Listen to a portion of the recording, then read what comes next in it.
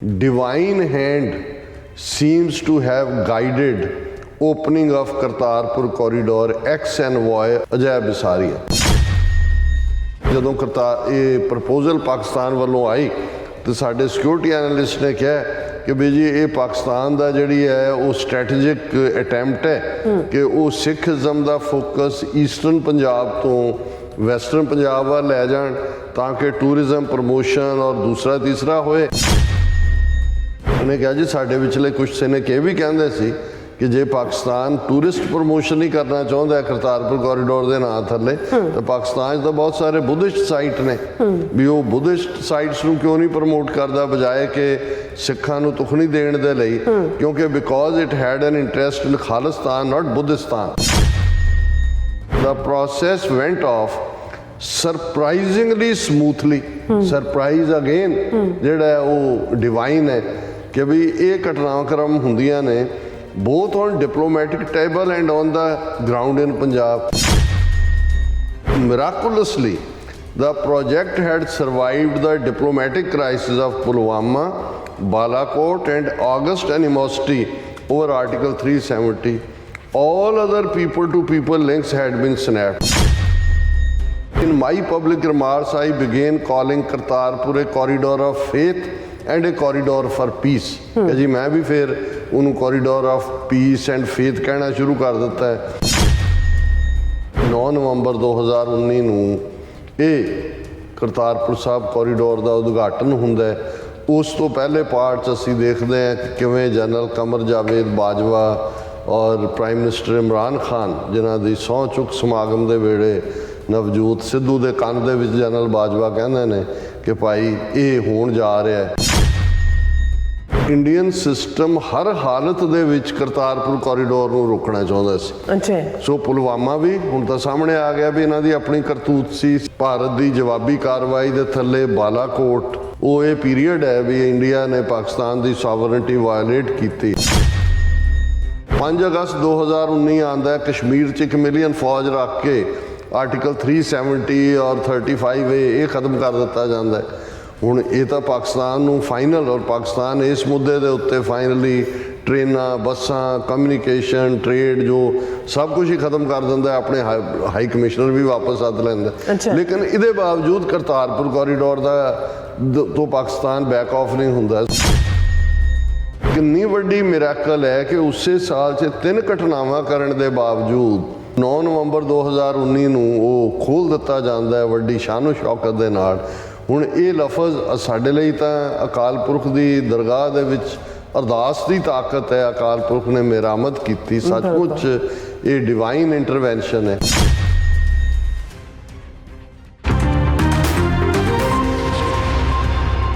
ਵਾਹਿਗੁਰੂ ਜੀ ਕਾ ਖਾਲਸਾ ਵਾਹਿਗੁਰੂ ਜੀ ਕੀ ਫਤਿਹ। ਅਸਲਾਮ ਵਾਲੇਕਮ ਆਦਾਬ ਵਰਜ਼ ਮੈਂ ਤੁਹਾਡੀ ਹੋਸਟ ਨੀਲਮ ਕੌਰ ਤੇ ਮੈਂ ਟੀਵੀ ਫੋਰ ਦੇ ਸਾਰੇ ਦਰਸ਼ਕਾਂ ਤੇ ਸਰੋਤਿਆਂ ਨੂੰ ਜੀ ਆਇਆਂ ਕਹਿੰਦੀ ਹਾਂ ਪ੍ਰੋਗਰਾਮ ਸੱਚਾ ਸੱਚ ਵਿੱਚ ਜਿਹੜੇ ਇਸ ਪ੍ਰੋਗਰਾਮ ਨਾਲ ਦੇਸ਼ਾਂ ਵਿਦੇਸ਼ਾਂ ਤੋਂ ਜੁੜ ਚੁੱਕੇ ਨੇ। ਖਾਲਸਾ ਨਫੇਰ ਸੈਂਟਰ ਦੇ ਸੰਚਾਲਕ ਡਾਕਟਰ ਅਮਨਜੀਤ ਸਿੰਘ ਸਟੂਡੀਓ 'ਚ ਮੇਰੇ ਨਾਲ ਸ਼ਾਮਿਲ ਨੇ। ਉਹਨਾਂ ਨਾਲ ਗੱਲਬਾਤ ਕਰਕੇ ਅੱਜ ਦੇ ਐਪੀਸੋਡ ਉੱਪਰ ਉਹਨਾਂ ਤੋਂ ਉਹਨਾਂ ਦਾ ਤਜ਼ੀਆ ਜਾਣਦੇ ਹਾਂ। ਜੀ ਡਾਕਟਰ ਸਾਹਿਬ ਵਾਹਿਗੁਰੂ ਜੀ ਕਾ ਖਾਲਸਾ ਵਾਹਿਗੁਰੂ ਜੀ ਕੀ ਫਤਿਹ। ਹਾਂਜੀ ਨੀਲਮ ਕੌਰ ਜੀ ਤੁਹਾਨੂੰ ਵੀ ਤੇ ਦੁਨੀਆ ਭਰ 'ਚ ਬੈਠੇ ਸਾਡੇ ਬਹੁਤ ਹੀ ਪਿਆਰੇ ਸੋਹਣੇ ਸਿਆਣੇ ਟੀਵੀ 84 ਦੇ ਵਿਊਅਰਸ ਨੂੰ ਵੀ ਵਾਹਿਗੁਰੂ ਜੀ ਕਾ ਖਾਲਸਾ ਵਾਹਿਗੁਰੂ ਜੀ ਕੀ ਫਤਿਹ। ਸਾਡੇ ਬਹੁਤ ਹੀ ਪਿਆਰੇ ਮੁਸਲਮਾਨ ਭੈਣਾਂ ਭਰਾਵਾਂ ਨੂੰ ਅਸਲਾਮ ਅਲੈਕਮ ਤੇ ਗੰਗਾ ਜਮਨੀ ਤਹਿਜ਼ੀਬ ਦੇ ਹਿੰਦੂ ਤਵੀਆਂ ਨੂੰ ਨਮੋ ਨਮੇ। ਜੀ ਡਾਕਟਰ ਸਾਹਿਬ ਜੀ ਨੂੰ ਪ੍ਰੋਗਰਾਮ ਸੱਚੋ ਸੱਚ ਵਿੱਚ ਬਹੁਤ ਸ਼ੁਕਰੀਆ। ਜੀ ਡਾਕਟਰ ਸਾਹਿਬ ਅੱਜ 9 ਜਨਵਰੀ 2024 27 ਪੋ ਨਾਨਕ ਸ਼ਾਹੀ ਸੰਮਤ 555 ਦਾ ਦਿਨ ਹੈ ਤੇ ਡਾਕਟਰ ਸਾਹਿਬ ਪ੍ਰੋਗਰਾਮ ਸ਼ੁਰੂ ਕਰਨ ਤੋਂ ਪਹਿਲਾਂ ਅਸੀਂ ਦਰਸ਼ਕਾਂ ਤੇ ਸਰੋਤਿਆਂ ਨੂੰ ਹਮੇਸ਼ਾ ਤਰ੍ਹਾਂ ਦਾ ਜੀ ਵਿਊਅਰਸ ਜੇ ਤੁਸੀਂ ਹੱਕ ਸੱਚ ਇਨਸਾਫ ਤੇ ਪੈਰਾ ਦਿੰਦਾ ਇੱਕੋ ਇੱਕ ਚੈਨਲ ਟੀਵੀ 84 ਨੂੰ ਦੇਖਣਾ ਚਾਹੁੰਦੇ ਹੋ ਤਾਂ ਤੁਸੀਂ ਦੇਖ ਸਕਦੇ Spectrum cable RCN cable telephone Canada Roku Jadoo box Shava Facebook TV 84 ਦੀ ਐਪ ਰਾਹੀਂ online streaming and IP box ਤੇ ਤੁਸੀਂ ਟੀਵੀ 84 ਨੂੰ ਦੇਖ ਸਕਦੇ ਹੋ। ਵਿਊਅਰਸ ਜੇ ਤੁਸੀਂ ਟੀਵੀ 84 ਨਾਲ ਪ੍ਰੋਗਰਾਮ ਸੱਚੋ ਸੱਚ ਨਾਲ ਫੇਸਬੁੱਕ ਰਾਹੀਂ ਜੁੜੇ ਤਾਂ ਸਾਨੂੰ ਵੱਧ ਲਾਈਕ ਕਰੋ ਤੇ ਸ਼ੇਅਰ ਕਰੋ ਅਤੇ ਨਾਲ ਹੀ YouTube ਤੇ ਸਬਸਕ੍ਰਾਈਬ ਕਰੋ। ਇਹ ਵੀ ਦੱਸ ਦਿਓ ਕਿ ਤੁਸੀਂ ਟੀਵੀ 84 ਦੀ ਐਪ ਨੂੰ ਐਂਡਰੋਇਡ ਐਂਡ ਐਪ ਸਟੋਰ ਤੇ ਡਾਊਨਲੋਡ ਕਰਕੇ ਜੋ TV 84 ਦੀ ਲਾਈਵ ਸਟ੍ਰੀਮ ਹੈ ਇਸ ਨੂੰ ਤੁਸੀਂ 24 ਆਵਰਸ ਦੇਖ ਸਕਦੇ ਹੋ।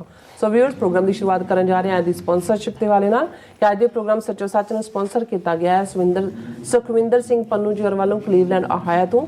ਇਹਨਾਂ ਨੇ ਖਾਲਿਸਤਾਨ ਦੀ ਪ੍ਰਾਪਤੀ ਦੀ ਕਾਮਨਾ ਕੀਤੀ ਹੈ ਔਰ TV 84 ਦੀ ਕੰਮ ਦੀ ਸ਼ਲਾਘਾ ਕੀਤੀ ਹੈ। ਸੋ ਅੱਜ ਦੀ ਸਪਾਂਸਰਸ਼ਿਪ ਲਈ ਅਸੀਂ ਸਰਦਾਰ ਸੁਖਵਿੰਦਰ ਸਿੰਘ ਪੰਨੂ ਜੀ ਹੋਰਾਂ ਦਾ ਤਹਿ ਦਿਲ ਤੋਂ ਧੰਨਵਾਦ ਕਰਦੇ ਹਾਂ ਔਰ ਤੁਹਾਨੂੰ ਵੀ ਅਪੀਲ ਤੇ ਬੇਨਤੀ ਕਰਦੇ ਹਾਂ ਕਿ ਤੁਸੀਂ ਪ੍ਰੋਗਰਾਮ ਸੱਚੋ ਸੱਚ ਨੂੰ ਵੱਧ ਤੋਂ ਵੱਧ ਸਪਾਂਸਰ ਕਰੋ। ਸਪਾਂਸਰਸ਼ਿਪ ਲਈ ਤੁਸੀਂ ਸਾਨੂੰ ਕਾਲ ਕਰ ਸਕਦੇ ਹੋ ਸਾਡੇ ਫੋਨ ਨੰਬਰ ਤੇ 5166191984 ਸੇਮ ਨੰਬਰ ਤੇ WhatsApp ਕਰ ਸਕਦੇ ਹੋ। ਤੁਸੀਂ ਸਾਨੂੰ ਈਮੇਲ ਵੀ ਕਰ ਸਕਦੇ ਹੋ info@tv.tv ਤੇ। ਸੋ ਵਿਊਅਰਸ ਪਹਿਲੇ ਸੈਗਮੈਂਟ ਦੇ ਵਿੱਚ ਆਪਾਂ ਗੱਲਬਾਤ ਕਰਨ ਜਾ ਰਹੇ ਹਾਂ ਕਿ ਭਾਰਤ ਦੇ ਪਾਕਿਸਤਾਨ ਵਿੱਚ ਐਂਬੈਸਡਰ ਰਹੇ ਅਜੇ ਬਸਾਰੀਆ ਵੱਲੋਂ ਲਿਖੀ ਗਈ ਆਪਣੀ ਤਾਜ਼ਾ ਕਿਤਾਬ ਐਂਗਰ ਮੈਨੇਜਮੈਂਟ ਵਿੱਚ ਕਿਹਾ ਗਿਆ ਹੈ ਕਿ ਕਰਤਾਰਪੁਰ ਸਾਹਿਬ ਕੋਰੀਡੋਰ ਦਾ ਖੁੱਲ੍ਹਣਾ ਇੱਕ ਗੈਬੀ ਕਾਰਨਾਮਾ ਸੀ ਜਿਸ ਲਈ ਉਸਨੇ ਡਿਵਾਈਨ ਹੈਂਡ ਇਸਤੇਮਾਲ ਕੀਤਾ ਹੈ। ਸੋ ਇਸ ਬਾਰੇ ਆਪਾਂ ਗੱਲਬਾਤ ਕਰਨ ਜਾ ਰਹੇ ਹਾਂ। ਸੋ ਅਸੀਂ ਚਾਹਾਂਗੇ ਕਿ ਤੁਸੀਂ ਇਸ ਤਰ੍ਹਾਂ ਬਣੇ ਰਹਿਣਾ। ਦੇਖਣ ਸੁਣਨ ਲਈ ਤੁਹਾਡਾ ਸਭ ਦਾ ਬਹੁਤ ਬਹੁਤ ਸ਼ੁਕਰੀਆ ਜੀ। ਰਾਜ ਸਾਹਿਬ ਕੀ ਵਿਚਾਰਾਂ ਨੇ? ਦੇਖੋ, ਸਭ ਤੋਂ ਪਹਿਲਾਂ ਤੇ ਅੱਜ ਦੇ ਪ੍ਰੋਗਰਾਮ ਨੂੰ ਸਪਾਂਸਰ ਕਰਨ ਲਈ ਅਸੀਂ ਵੀਰ ਸੁਖਵਿੰਦਰ ਸਿੰਘ ਪੰਨੂ ਜੀ ਜਿਹੜੇ ਓਹਾਇਓ ਦੇ ਵਿੱਚ ਕਲੀਵਲੈਂਡ ਨਿਵਾਸ ਕਰਦੇ ਨੇ ਉਹਨਾਂ ਦਾ ਸ਼ੁਕਰੀਆ ਅਦਾ ਕਰਦੇ ਹਾਂ। ਬਿਲਕੁਲ। ਪੰਨੂ ਸਾਹਿਬ ਕਾਫੀ ਲੰਮਾ ਸਮਾਂ ਵਰਜੀਨੀਆ 'ਚ ਰਹੇ ਔਰ ਮੈਨੇਸਸ ਗੁਰਦੁਆਰਾ ਸਾਹਿਬ ਦੇ ਵਿੱਚ ਕਾਫੀ ਐਕਟਿਵ ਵੀ ਸਨ। ਉਹਨਾਂ ਦੇ ਨਾਲ ਮੁਲਾਕਾਤਾਂ ਵੀ ਰਹੀਆਂ। ਬੇਸਿਕਲੀ ਸਿੱਖੀ ਭਾਵਨਾ ਔਰ ਪੂਰੇ ਉਤਸ਼ਾਹ ਨਾਲ ਭਰਪੂਰ ਨੇ। ਇੱਥੇ ਉਹਨਾਂ ਦੀ ਬੜੀ ਸਫਲ ਟਰਾਂਸਪੋਰਟ ਜਿਹੜਾ ਹੈ ਉਹ ਕੰਪਨੀ ਟਰੱਕਾਂ ਦੇ ਜਿਹੜੇ ਨੇ ਉਹ ਉਹਨਾਂ ਦਾ ਕਾਰੋਬਾਰ ਰਿਹਾ ਜੀ। ਔਰ ਮੈਨੇਸਸ ਗੁਰਦੁਆਰਾ ਸਾਹਿਬ 'ਚ ਇੱਕ ਸਾਲਾਨਾ ਸਮਾਗਮ ਜਿਹੜਾ ਹੈ ਸਾਰੇ ਹੀ ਜਿਹੜੇ ਉਹਨਾਂ ਦੇ ਨਾਲ ਹੋਰ ਵੀ ਪਿਆਰ ਕਰਨ ਵਾਲੇ ਟਰੱਕਰ ਸੀ ਬੜੇ ਵੱਡੇ ਪੈਮਾਨੇ 'ਤੇ ਮਨਾਇਆ ਜਾਂਦਾ ਰਿਹਾ। ਔਰ ਜਦੋਂ ਵੀ ਮੇਰਾ ਜਾਣ ਆਉਣ ਰਿਹਾ ਵਰਜੀਨੀਆ 'ਚ ਉਹਨਾਂ ਦੇ ਨਾਲ ਉਸ ਤੋਂ ਪਹਿਲਾਂ ਵੀ ਜਦੋਂ ਅਸੀਂ ਵਰਜੀਨੀਆ 'ਚ ਸੀ, ਜਦੋਂ ਨਿਊਯਾਰਕ ਮੂਵ ਹੋਏ TV 84 ਕਰਕੇ, ਫਿਰ ਵੀ ਉਹਨਾਂ ਦੇ ਨਾਲ ਮੁਲਾਕਾਤ ਰਹੀ। ਹੁਣ ਉਹ ਓਹਾਇਓ ਦੇ ਗੁਰਦੁਆਰਾ ਸਾਹਿਬ 'ਚ ਐਕਟਿਵ ਨੇ। ਸਾਡੇ ਵੀਰ ਸੁਖਵਿੰਦਰ ਸਿੰਘ ਜਿਹੜੇ ਭਾਈ ਨਰਿੰਦਰ ਸਿੰਘ ਉਹਨਾਂ ਦੇ ਭਰਾਤਾ ਨੇ, ਉਹਨਾਂ ਦੇ ਨਾਲ ਵੀ। ਔਰ ਇਸ ਪੀਰੀਅਡ ਦੇ ਵਿੱਚ ਹੀ ਉਹਨਾਂ ਦੇ ਨਾਲ ਦੁਬਾਰਾ ਮੁਲਾਕਾਤ ਹੋਈ ਲੰਬੇ ਅਰਸੇ ਬਾਅਦ। ਮੈਂ ਵੀ 2-3 ਸਾਲ ਬਾਅਦ ਹੀ ਜਿਹੜਾ ਕਲੀਵਲੈਂਡ ਗੁਰਦੁਆਰਾ ਸਾਹਿਬ ਜਾਣ ਦਾ ਸਬੱਬ ਹੋਇਆ। ਸੋ ਜਿੱਥੇ ਉਹਨਾਂ ਨੇ ਵਾਰਮਲੀ ਵੈਲਕਮ ਕੀਤਾ ਜੀ, ਉੱਥੇ TV 84 ਦੇ ਲਈ ਵੀ ਉਹਨਾਂ ਨੇ ਬੜੀ ਜੈਨਰਸਲੀ ਡੋਨੇਟ ਕੀਤਾ। ਅਸੀਂ ਹਰ ਇੱਕ ਨੂੰ ਐਕਨੋਲਜ ਕਰਦੇ ਹਾਂ। ਹਾਲਾਂ ਕੁਛ ਵੀਰਾਂ ਨੂੰ ਹਮੇਸ਼ਾ ਇਹ ਸ਼ਾਇਦ ਲੱਗਦਾ ਹੈ ਕਿ ਭਾਈ ਇਹ ਵਕਤ ਵੀ ਜਿਹੜਾ ਕਿਸੇ ਦੀ ਜਿਹੜੀ ਹੈ ਭਲਾਈ ਦੇ ਲਈ ਕਿਹਾ ਜਾਂਦਾ ਹੈ, ਇਸ ਨੂੰ ਅਸੀਂ ਪ੍ਰੋਗਰਾਮ ਦੇ ਵਿੱਚ ਜਿਹੜਾ ਜ਼ਮ ਕਰਿਆ ਕਰੀਏ। ਪਰ ਮੈਂ ਸਮਝਦਾ ਇਹ ਵੀ ਇੱਕ ਬੜਾ ਜ਼ਰੂਰੀ ਪਾਰਟ ਹੁੰਦਾ ਹੈ। ਇਹ ਨਹੀਂ ਹੈ ਕਿ ਵੀ ਜਿਹੜੇ ਵੀਰ ਸੇਵਾ ਕਰਨ ਵਾਲੇ ਨੇ ਉਹ ਕੋਈ ਰੈਕਗਨੀਸ਼ਨ ਚਾਹੁੰਦੇ ਹੁੰਦੇ ਨੇ, ਲੇਕਿਨ ਸਾਡੀ ਇਹ ਇੱਕ ਮੋਰਲ ਡਿਊਟੀ ਵੀ ਬਣਦੀ ਹੈ, ਅਖਲਾਕੀ ਡਿਊਟੀ ਵੀ ਬਣਦੀ ਹੈ। ਔਰ ਦੇਖੋ, ਦੋ ਚੀਜ਼ਾਂ ਦਾ ਹਮੇਸ਼ਾ ਫਰਕ ਹੁੰਦਾ ਹੈ। ਜਦੋਂ ਅਸੀਂ ਕਿਸੇ ਦੀ ਸ਼ਲਾਘਾ ਕਰਦੇ ਹਾਂ ਜਾਂ ਕਿਸੇ ਨੂੰ ਚੀਅਰ ਅਪ ਕਰਦੇ ਹਾਂ ਤੇ ਇਹ ਉਹਨਾਂ ਗੁਣਾਂ ਕਰਕੇ ਹੁੰਦਾ ਹੈ ਜਾਂ ਉਸ ਜਿਹੜਾ ਉਸ ਭਾਵਨਾ ਕਰਕੇ ਹੁੰਦਾ ਹੈ ਜਿਹੜੀ ਸ਼ੁਭ ਹੁੰਦੀ ਹੈ।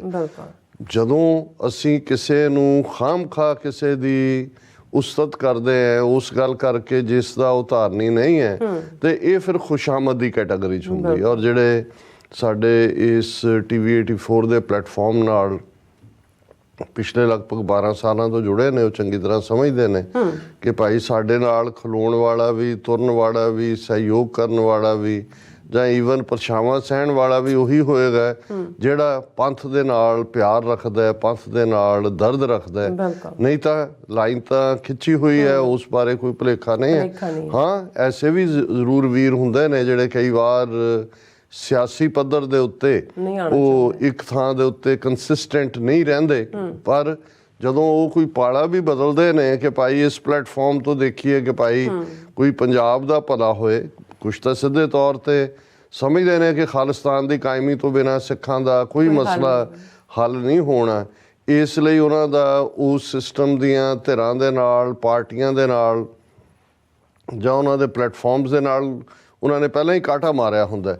ਪਰ ਕੁਛ ਨੇ ਜਿਹੜੇ ਐਕਸਪੈਰੀਮੈਂਟ ਵੀ ਕਰਦੇ ਨੇ ਔਰ ਕਈ ਵਾਰ ਕੁਛ ਚੀਜ਼ਾਂ ਸ਼ਾਇਦ ਲੋੜ ਵੀ ਹੁੰਦੀਆਂ ਨੇ ਉਹਨਾਂ ਦੀ।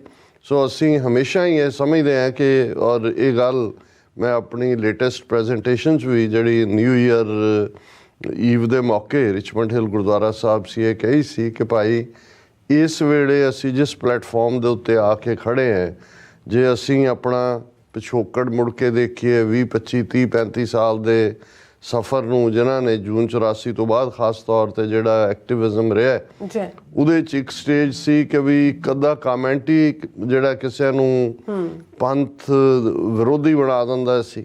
ਬਿਲਕੁਲ। ਗਦਾਰ ਦੇ ਲੇਬਲ ਵੀ ਕਿਵੇਂ ਹੱਥਾਂ 'ਚ ਹਰ ਇੱਕ ਨੇ ਫੜੇ ਹੁੰਦੇ ਸੀ।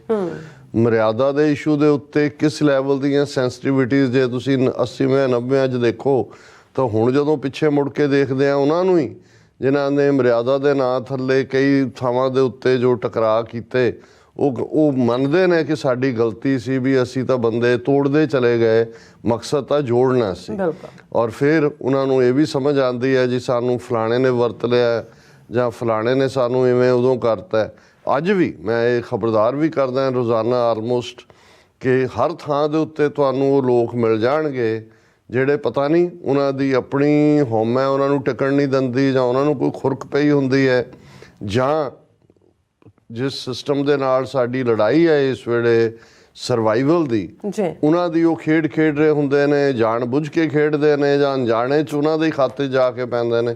ਪਰ ਜਿਵੇਂ ਅਸੀਂ ਰਿਪੀਟਡਲੀ ਇਹ ਕਹਿੰਦੇ ਹਾਂ ਕਿ ਇਸ ਵੇਲੇ ਸਾਡੀ ਤਾਕਤ, ਸਾਡੀ ਐਨਰਜੀ, ਸਾਡਾ ਫੋਕਸ ਕੌਮੀ ਕਰ ਖਾਲਿਸਤਾਨ ਦੀ ਪ੍ਰਾਪਤੀ ਲਈ ਜਿਹੜੇ ਐਫਰਟ ਨੇ ਉਹਨਾਂ ਵੱਲ ਹੋਣਾ ਚਾਹੀਦਾ।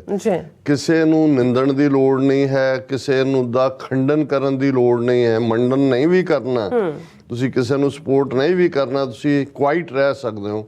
ਪਰ ਜਿਹੜਾ ਜਿੱਥੇ ਜੋ ਵੀ ਕਰ ਰਿਹਾ, ਜੇ ਕੋਈ ਬੱਚਿਆਂ ਨੂੰ ਪੰਜਾਬੀ ਪੜ੍ਹਾਉਂਦਾ ਹੈ, ਜਿਵੇਂ ਇੱਕ ਡਾਕਟਰ ਸਾਹਿਬ ਜਿਹੜੇ ਮਿਲੇ ਮੈਨੂੰ ਬੇਕਰਸਫੀਲਡ, ਉਹ ਕਹਿਣ ਲੱਗੇ ਜੀ ਜਿਹੜਾ ਬੱਚਿਆਂ ਨੂੰ ਊੜਾ ਐੜਾ ਈੜੀ ਸੱਸਾ ਆਹਾ ਸਿਖਾ ਰਿਹਾ ਨਾ, ਸਮਝੋ ਉਹ ਵੀ ਪੰਥ ਦੀ ਬਹੁਤ ਵੱਡੀ ਸੇਵਾ ਕਰ ਰਿਹਾ, ਕਿਉਂਕਿ ਉਹਨੇ ਅਗਲੀ ਜਨਰੇਸ਼ਨ ਨੂੰ ਜੋੜ ਲਿਆ ਹੋਇਆ। ਜਿਹੜਾ ਇਸ ਨਾਲ ਜੁੜੇਗਾ ਉਹ ਸਿੱਖੀ ਦੇ ਵਿਹੜੇ 'ਚ ਹੀ ਹੈ। ਤੇ ਅਸੀਂ ਤਾਂ ਈਵਨ ਇਸ ਤੋਂ ਵੀ ਬਿਯੋਂਡ ਜਾ ਕੇ ਕਹਿੰਦੇ ਹਾਂ ਕਿ ਜਿਹੜਾ ਕੁਝ ਵੀ ਨਹੀਂ ਕਰ ਰਿਹਾ, ਜੇ ਘੱਟੋ ਘੱਟ ਉਹ ਵਿਰੋਧ ਨਹੀਂ ਕਰਦਾ ਤੇ ਉਸ ਨੂੰ ਵੀ ਤੁਸੀਂ ਆਪਣੇ ਹਮਾਇਤੀ ਕੈਟਾਗਰੀ 'ਚ ਰੱਖੋ, ਔਰ ਉਸ ਦੀਆਂ ਰੁਚੀਆਂ ਮੁਤਾਬਕ, ਉਸ ਦੀਆਂ ਜੋ ਵੀ ਉਸ ਦੀਆਂ ਲਿਮਿਟੇਸ਼ਨਸ ਨੇ ਉਹਨਾਂ ਨੂੰ ਵਿਚਾਰਦਿਆਂ ਤੁਸੀਂ ਉਸ ਨੂੰ ਵੀ ਇੱਕ ਦਿਨ ਆਪਣਾ ਸਹਿਯੋਗੀ ਬਣਾ ਲਓਗੇ। ਔਰ ਮੈਂ ਤਾਂ ਇਹ ਕਹਿੰਦਾ ਵੀ ਜਿਹੜਾ ਈਵਨ ਤੁਹਾਡਾ ਵਿਰੋਧ ਵੀ ਕਰ ਰਿਹਾ, ਜੇ ਤੁਸੀਂ ਜਵਾਬੀ ਵਿਰੋਧ ਨਹੀਂ ਕਰਦੇ ਤੇ ਤੁਸੀਂ ਆਪਣੀ ਐਨਰਜੀ ਨੂੰ ਸੇਵ ਕਰ ਰਹੇ ਹੁੰਦੇ ਹੋ ਕ੍ਰੀਏਟਿਵ ਕੰਮ ਦੇ ਲਈ। ਔਰ ਇਹ ਹਮੇਸ਼ਾ ਜਦੋਂ ਤੁਸੀਂ ਦੇਖਦੇ ਹੋ ਪਬਲਿਕ ਲਾਈਫ 'ਚ ਵੀ, ਜਾਂ ਜਿਹੜੇ ਲੋਕ ਐਜ਼ ਏ ਟੀਮ ਵਰਕ ਆਪਣੇ ਜੌਬ 'ਤੇ ਵੀ ਹੁੰਦੇ ਨੇ, ਔਰ ਈਵਨ ਸਕੂਲਾਂ ਦੇ ਵਿੱਚ ਵੀ, ਜਾਂ ਸਾਡੇ ਬੱਚੇ ਬੱਚੀਆਂ ਜਿੱਥੇ ਪੜ੍ਹਦੇ ਨੇ ਸਕੂਲਾਂ 'ਚ, ਉਹਨਾਂ ਉੱਤੋਂ ਤੁਹਾਨੂੰ ਸੁਣਨ ਨੂੰ ਮਿਲੇਗਾ ਕਿ ਜੀ 5 ਟੀਚਰ ਨੇ, 4 ਤਾਂ ਬਹੁਤ ਚੰਗੇ ਨੇ, ਇੱਕ ਜਿਹੜੀ ਹੈ ਬੀਬੀ ਜਾਂ ਬੀਬਾ ਜੋ ਵੀ ਉਹ ਰੇਸਿਜ਼ਮ ਕਰਦਾ ਜਾਂ ਉਹ ਵਿਤਕਰਾ ਕਰਦਾ। ਲੇਕਿਨ ਇੱਕ ਪਾਰਟ ਤਾਂ ਇਹ ਹੈ ਕਿ ਵੀ ਤੁਸੀਂ ਉਸ ਵਿਤਕਰੇ ਤੋਂ ਹੀ ਆਪਣੇ ਆਪ ਨੂੰ ਸ਼ਿਕਾਇਤ ਦੇ ਮੋੜ 'ਚ ਰੱਖੋ। ਦੂਸਰਾ ਇਹ ਹੈ ਵੀ ਤੁਸੀਂ ਜਿਹੜੇ ਘੱਟੋ ਘੱਟ 4 ਤੁਹਾਨੂੰ ਐਪਰੀਸ਼ੀਏਟ ਕਰਦੇ ਨੇ, ਤੁਸੀਂ ਉਹਨਾਂ ਵੱਲ ਧਿਆਨ ਦਿਓ, ਔਰ ਉਹ ਮੰਨ ਲਓ ਕਿ ਵੀ ਸਾਡੇ ਮਨੁੱਖੀ ਸੁਭਾਅ ਦਾ ਹਿੱਸਾ ਹੈ। ਸਾਨੂੰ ਵੀ ਕੋਈ ਕਈ ਵਾਰ ਚੰਗਾ ਨਹੀਂ ਲੱਗਦਾ, ਕਈ ਵਾਰ ਕੋਈ ਸਾਨੂੰ ਬਹੁਤ ਚੰਗਾ ਲੱਗਦਾ। ਸੋ ਔਰ ਇਹ ਵਰਤਾਰਾ ਤੁਹਾਡਾ ਐਜੂਕੇਸ਼ਨ ਸਿਸਟਮ 'ਚ ਵੀ ਆਉਂਦਾ, ਕੰਮ ਦੇ ਹਵਾਲੇ ਨਾਲ ਵੀ ਆਉਂਦਾ। ਕਈ ਵਾਰੀ ਚਾਪਲੂਸ ਕਿਸਮ ਦੇ ਜਿਹੜੇ EMPLOYEE ਹੁੰਦੇ ਨੇ ਉਹ ਬੌਸ ਦੇ ਜ਼ਿਆਦਾ ਨੇੜੇ ਚਲੇ ਜਾਂਦੇ ਨੇ, ਤੇ ਜਿਹੜੇ ਕੰਮ ਕਰਨ ਵਾਲੇ ਨੇ ਜਾਂ ਦੂਜੇ ਨੇ ਉਹਨਾਂ ਪ੍ਰਤੀ ਕੁਛ ਨਾ ਕੁਛ ਨੈਗੇਸ਼ਨ ਪੈਦਾ ਕੀਤੀ ਹੁੰਦੀ ਹੈ। ਲੇਕਿਨ ਜੇ ਤੁਸੀਂ ਇਮਾਨਦਾਰੀ ਨਾਲ ਬਿਨਾਂ ਇਸ ਗੱਲ ਦੀ ਪਰਵਾਹ ਕੀਤੇ ਕਿ ਭਾਈ ਤੁਸੀਂ ਜਿਹੜਾ ਉਸ ਨੂੰ ਕਾਊਂਟਰ ਕਰਨਾ, ਕਿਉਂਕਿ ਬੈਸਟ ਹਮੇਸ਼ਾ ਹੀ ਤਰੀਕਾ ਛੋਟੀ ਲੀਕ ਦੇ ਨੇੜੇ ਵੱਡੀ ਲੀਕ ਖਿੱਚਣ ਦਾ। ਜੇ ਲੀਕ ਮਿਟਾਉਣ ਦੇ ਯਤਨ 'ਚ ਅਸੀਂ ਜਾਵਾਂਗੇ ਤੇ ਅਸੀਂ ਆਪਣੀ ਐਨਰਜੀ ਵੀ ਡਿਪਲੀਟ ਕਰਾਂਗੇ, ਔਰ ਉਹ ਲਕੀਰ ਮਿਟ ਵੀ ਗਈ, ਕੋਈ ਹੋਰ ਆ ਕੇ ਖਿੱਚ ਦੇਗਾ ਨੇੜੇ। ਸੋ ਅਸੀਂ ਇਹ ਸਮਝਦੇ ਹਾਂ ਕਿ ਵੀ ਇਸ ਵੇਲੇ ਜਿੱਥੇ ਜਿੱਥੇ ਜੋ ਵੀ ਜਿਸ ਲੈਵਲ ਦੇ ਉੱਤੇ ਵੀ ਕੌਮੀ ਘਰ ਦੇ ਲਈ, ਕੌਮੀ ਆਨ ਸ਼ਾਨ ਦੇ ਲਈ ਆਪਣੀਆਂ ਸੇਵਾਵਾਂ ਦਿੰਦਾ ਹੈ, ਉਸ ਦੀ ਅਸੀਂ ਸ਼ਲਾਘਾ ਵੀ ਕਰਦੇ ਹਾਂ। ਔਰ ਇਹ ਕਿਉਂਕਿ ਬਹੁਤ ਸਾਰੇ ਇੰਡੀਵਿਜੂਅਲਸ ਵੀ ਸਾਨੂੰ ਅਪਰੋਚ ਕਰਦੇ ਨੇ ਕਈ ਥਾਵਾਂ ਦੇ ਉੱਤੇ, ਗੁਰਦੁਆਰਿਆਂ 'ਚ ਸਮੱਸਿਆਵਾਂ ਨੇ, ਮਰਿਆਦਾ ਦਾ ਹੈ, ਕਿਤੇ ਪ੍ਰਬੰਧਕ ਸ਼ਰਾਬੀ ਨੇ, ਕਿਤੇ ਜਿਵੇਂ ਅਸੀਂ ਸਾਊਥ ਕੈਰੋਲਾਈਨਾ ਦਾ ਜ਼ਿਕਰ ਕੀਤਾ, ਓਕਲਹੋਮਾ ਦਾ ਕੀਤਾ, ਉੱਥੇ ਉਸ ਕਿਸਮ ਦੇ ਲੋਕ ਜਿਹੜੇ ਕਹਿੰਦੇ ਨੇ ਜੀ ਇਹ ਤਾਂ ਸਾਡੀ ਨਿੱਜੀ ਜਾਇਦਾਦ ਹੈ, ਇਹ ਤਾਂ ਗੁਰਦੁਆਰਾ ਨਹੀਂ ਹੈ, ਇਹ ਤਾਂ ਅਸੀਂ 5 ਬੰਦਿਆਂ ਦੇ ਨਾਂ ਤੇ ਹੈ, ਅਸੀਂ ਇੱਥੇ ਜੋ ਮਰਜ਼ੀ ਕਰੀਏ। ਹੁਣ ਇੱਕ ਤਰੀਕਾ ਤਾਂ ਇਹੀ ਹੈ ਕਿ ਵੀ ਤੁਸੀਂ ਉਹਨਾਂ ਦੇ ਨਾਲ ਭਿੜਨ ਤੱਕ ਜਾਓ, ਭਿੜੋ ਵੀ, ਫਿਰ ਉਸ 'ਚੋਂ ਵੀ ਅਲਟੀਮੇਟਲੀ ਜਿਵੇਂ ਇੱਥੋਂ ਦੇ ਸਿਸਟਮ ਸਾਰੇ ਦੇ ਵਿੱਚ ਅਦਾਲਤੀ ਨਿਜ਼ਾਮ ਫੈਸਲਾ ਕਰਦਾ, ਉਹ ਅਗੇਨ ਦੇ ਗੋ ਬਾਈ ਦਾ ਬੁੱਕ ਕਿ ਤੁਸੀਂ ਉਹਨਾਂ ਨੂੰ ਲਾਜ਼ ਬਾਈ ਲਾਜ਼ ਕੀ ਸਬਮਿਟ ਕੀਤੇ ਹੋਏ ਨੇ। ਸੋ ਸਾਨੂੰ ਜਿੱਥੇ ਲੱਗਦਾ ਹੈ ਕਿ ਵੀ ਇਹ ਜਿਹੜਾ ਭ੍ਰਸ਼ਟੇ ਹੋਏ ਨੇ ਜਾਂ ਖੇਡ ਦਿੱਲੀ ਦਰਬਾਰ ਦੀ ਖੇਡ ਰਹੇ ਨੇ, ਉੱਥੇ ਅਸੀਂ ਬਜਾਏ ਕਿ ਟਕਰਾਅ ਦੇ ਵੱਲ ਜਾਣ ਦੇ, ਉੱਥੇ ਕੋਸ਼ਿਸ਼ ਕਰੀਏ ਕਿ ਆਪਣੇ ਨਿੱਕੇ ਨਿੱਕੇ ਸੈਂਟਰ ਭਾਵੇਂ ਕਾਇਮ ਕਰੀਏ, ਕਿਸੇ ਤਰੀਕੇ ਦੇ ਨਾਲ ਵੀ ਆਪਣੀ ਗੱਲ ਨੂੰ ਜਾਰੀ ਰੱਖਣ ਦੇ ਲਈ ਕ੍ਰੀਏਟਿਵ ਕੰਮ ਕਰੀਏ। ਔਰ ਅਸੀਂ ਵੀਰ ਸੁਖਵਿੰਦਰ ਸਿੰਘ ਪੰਨੂ ਜੀ ਦਾ ਵੀ ਸ਼ੁਕਰੀਆ ਅਦਾ ਕਰਦੇ, ਔਰ ਆਪਣੇ ਸਾਰੇ ਹੀ, ਕਿਉਂਕਿ ਇਸ ਸੈਗਮੈਂਟ ਨੂੰ ਅਸੀਂ ਥੋੜ੍ਹਾ ਜਿਹਾ ਲਿਬਰਟੀ ਲੈਂਦੇ ਹਾਂ, ਕਿਉਂਕਿ ਹਾਲਾਂ ਸਾਡੇ ਬਾਕੀ ਸਾਰੇ ਜਿਹੜੇ ਨੇ ਉਹ ਟੌਪਿਕ ਫੋਕਸਡ ਹੁੰਦੇ ਨੇ ਇਹਦੇ 'ਚ, ਔਰ ਇਹ ਸਾਡੇ ਕੁਛ ਵੀਰਾਂ ਨੂੰ ਇਹ ਵਰਤਾਰਾ ਚੰਗਾ ਲੱਗਦਾ ਹੈ ਕਿ ਜਿੱਥੇ ਅਸੀਂ ਓਵਰਆਲ ਲਿਬਰਟੀ ਦੇ ਵਿੱਚ ਲੈਂਦੇ ਹਾਂ ਜ਼ਿੰਦਗੀ ਦੇ ਬਾਕੀ ਇਸ਼ੂਜ਼ ਨੂੰ ਵੀ, ਡੇ ਟੂ ਡੇ ਲਾਈਫ ਦੇ ਵੀ, ਕਈ ਵਾਰ ਕੁਛ ਇਹਦੇ 'ਚੋਂ ਐਨੈਕਡੋਟ ਵੀ ਨਿਕਲ ਆਉਂਦੇ ਨੇ ਗੱਲ ਕਰਦੇ ਕਰਦੇ। ਸੋ ਇਹ ਥੋੜ੍ਹਾ ਜਿਹਾ ਸੈਗਮੈਂਟ ਲੰਮਾ ਵੀ ਹੁੰਦਾ ਹੈ, ਲੇਕਿਨ ਸਾਡਾ ਯਤਨ ਇਹ ਹੁੰਦਾ ਹੈ ਕਿ ਮੈਂ ਬਾਕੀ ਤਾਂ ਖਬਰਾਂ ਤੇ ਕਾਮੈਂਟਰੀ ਹੈ, ਉਹ ਸਿਰਫ ਤੇ ਸਿਰਫ ਇੱਕ ਪੋਲੀਟੀਕਲ ਐਂਡ ਤੱਕ ਠੀਕ ਰਹਿੰਦਾ ਹੈ, ਲੇਕਿਨ ਅਸੀਂ ਜਿਹੜੀ ਡੇ ਟੂ ਡੇ ਵਿਜ਼ਡਮ ਹੈ ਉਹ ਜੋ ਸਾਨੂੰ ਤੁਹਾਡੇ ਤੋਂ ਮਿਲਦੀ ਹੈ ਸਾਰਿਆਂ ਤੋਂ, ਉਹ ਵੀ ਅਸੀਂ ਤੁਹਾਡੇ ਨਾਲ ਸ਼ੇਅਰ ਕਰਦੇ ਹਾਂ, ਜਿਸ 'ਚੋਂ ਅਸੀਂ ਗੁਜ਼ਰੇ ਹਾਂ ਜਾਂ ਗੁਜ਼ਰ ਰਹੇ ਹਾਂ, ਜਾਂ ਜਿਹੜੇ ਪ੍ਰੋਬੇਬਲ ਰੀਜ਼ਨ ਕੱਲ੍ਹ ਨੂੰ ਸਾਡੀ ਕੌਮੀ ਟਰਬਲ ਦੇ ਵੀ ਹੁੰਦੇ ਨੇ, ਹੋ ਸਕਦੇ ਨੇ, ਉਸ ਨੂੰ ਵੀ ਅਸੀਂ ਸਮਝਣ ਦੀ ਕੋਸ਼ਿਸ਼ ਕਰਦੇ ਹਾਂ। ਔਰ ਇੱਕ ਵਾਚਮੈਨ ਹੋਣ ਦੇ ਨਾਤੇ, ਇੱਕ ਚੌਕੀਦਾਰ ਹੋਣ ਦੇ ਨਾਤੇ ਬਾਮੁਲਾਜ਼ਾ ਹੋਸ਼ਿਆਰ ਇਹ ਵੀ ਅਸੀਂ ਕਰਦੇ ਹਾਂ। ਅੱਜ ਦਾ ਅਸੀਂ ਓਪਨਿੰਗ ਟੌਪਿਕ ਜਿਹੜਾ ਚੁਣਿਆ, ਜਦੋਂ ਅਸੀਂ ਬਹੁਤ ਵਾਰ ਕ੍ਰਿਸ਼ਮੇ ਦੀ ਗੱਲ ਕਰਦੇ ਹਾਂ, ਹਾਲਾਂ ਮੈਂ ਇਸ ਦੀਆਂ ਟੈਕਨੀਕਲ ਡਿਟੇਲਸ ਨਹੀਂ ਜਾਵਾਂਗਾ ਕਿ ਜਦੋਂ ਤੁਸੀਂ ਦੂਸਰੇ ਮਜ਼ਹਬਾਂ ਦੇ ਵਿੱਚ ਕਰਾਮਾਤ, ਜ਼ਾਹਰ ਹੈ ਲਫ਼ਜ਼ ਵੀ ਇਸਤੇਮਾਲ ਹੁੰਦਾ ਹੈ, ਮਿਰੇਕਲ ਵੀ ਹੁੰਦਾ ਹੈ, ਕ੍ਰਿਸਚੀਅਨਿਟੀ ਦੇ ਵਿੱਚ ਮਿਰੇਕਲ ਹੈ, ਇਸਲਾਮ 'ਚ ਕਰਾਮਾਤ ਜਾਂ ਕ੍ਰਿਸ਼ਮਾ, ਇਹ ਪਰਸ਼ੀਅਨ ਉਰਦੂ ਇਹ ਲਫ਼ਜ਼ ਨੇ।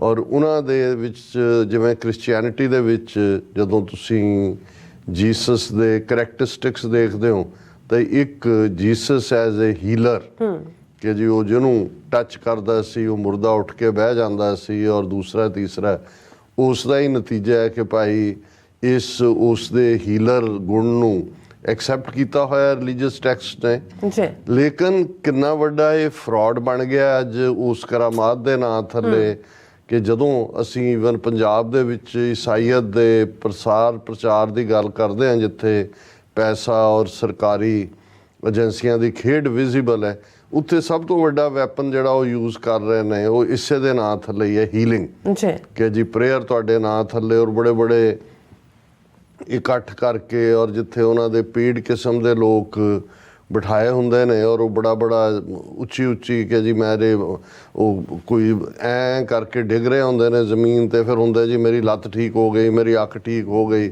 ਮੇਰੀ ਫਲਾਣਾ, ਤੇ ਉਹ ਜੀਸਸ ਦੇ ਨਾਂ ਥੱਲੇ ਕਰ ਰਹੇ ਹੁੰਦੇ ਨੇ। ਹੁਣ ਇੱਕ ਬਹੁਤ ਵੱਡਾ ਸਕੈਂਡਲ ਜਿਹੜਾ, ਹਾਲਾਂ ਉਹ ਮਰ ਚੁੱਕਾ ਬੰਦਾ, ਸ਼ਾਇਦ ਨਾਈਜੀਰੀਆ ਦਾ ਰਹਿਣ ਵਾਲਾ ਸੀ, ਵੱਡਾ, ਜਿਹਨੇ ਇੱਕ ਜਦੋਂ ਇਹ ਟੀਵੀਜ਼ ਦੇ ਉੱਤੇ ਵੀ ਇਹੀ ਡਰਾਮਾ ਸ਼ੁਰੂ ਹੋਇਆ ਕਿ ਨਹੀਂ 24 ਆਵਰ ਇਹਨਾਂ ਦੇ ਕ੍ਰਿਸਚੀਅਨ ਚੈਨਲ ਚੱਲਦੇ ਨੇ ਜਿਨ੍ਹਾਂ ਦੇ ਵਿੱਚ ਉਹ ਹੀਲਰ ਔਰ ਉਸ ਕਿਸਮ ਦਾ ਔਰ ਸਾਰੇ ਫਰਾਡ ਆਲਮੋਸਟ, ਔਰ ਉਹ ਹਾਲਾਂ ਅਫਰੀਕਨ ਅਮਰੀਕਨ ਨਾਈਜੀਰੀਅਨ, ਪਰ ਉਹ ਇੰਨਾ ਵੱਡਾ ਉਹਦਾ ਮੈਗਾ ਸ਼ੋਅ ਹੋਣੇ, ਲੱਖਾਂ ਲੋਕ ਇਕੱਠੇ, ਔਰ ਹਰ ਕੌਂਟੀਨੈਂਟ 'ਚੋਂ, ਯੂਰਪ ਸ਼ਦਾਈ ਕਰਤਾ ਉਹਨੇ, ਅਫਰੀਕਾ ਤਾਂ ਹੈ ਹੀ ਹੈ ਸੀ, ਸਾਊਥ ਅਮਰੀਕਾ, ਸਾਡੇ ਨਾਰਥ ਅਮਰੀਕਾ 'ਚੋਂ ਵੀ ਬੜੇ ਬੜੇ ਫੋਲੋਅਰ, ਔਰ ਉਹਦਾ ਉਹੀ ਕਿ ਐਜ਼ ਏ ਹੀਲਰ ਕਿ ਉਹ ਜਿਹਨੂੰ ਟੱਚ ਕਰਦਾ ਉਹਦਾ ਇਹ ਠੀਕ ਹੁੰਦਾ, ਉਹਦਾ ਉਹ ਠੀਕ ਹੁੰਦਾ।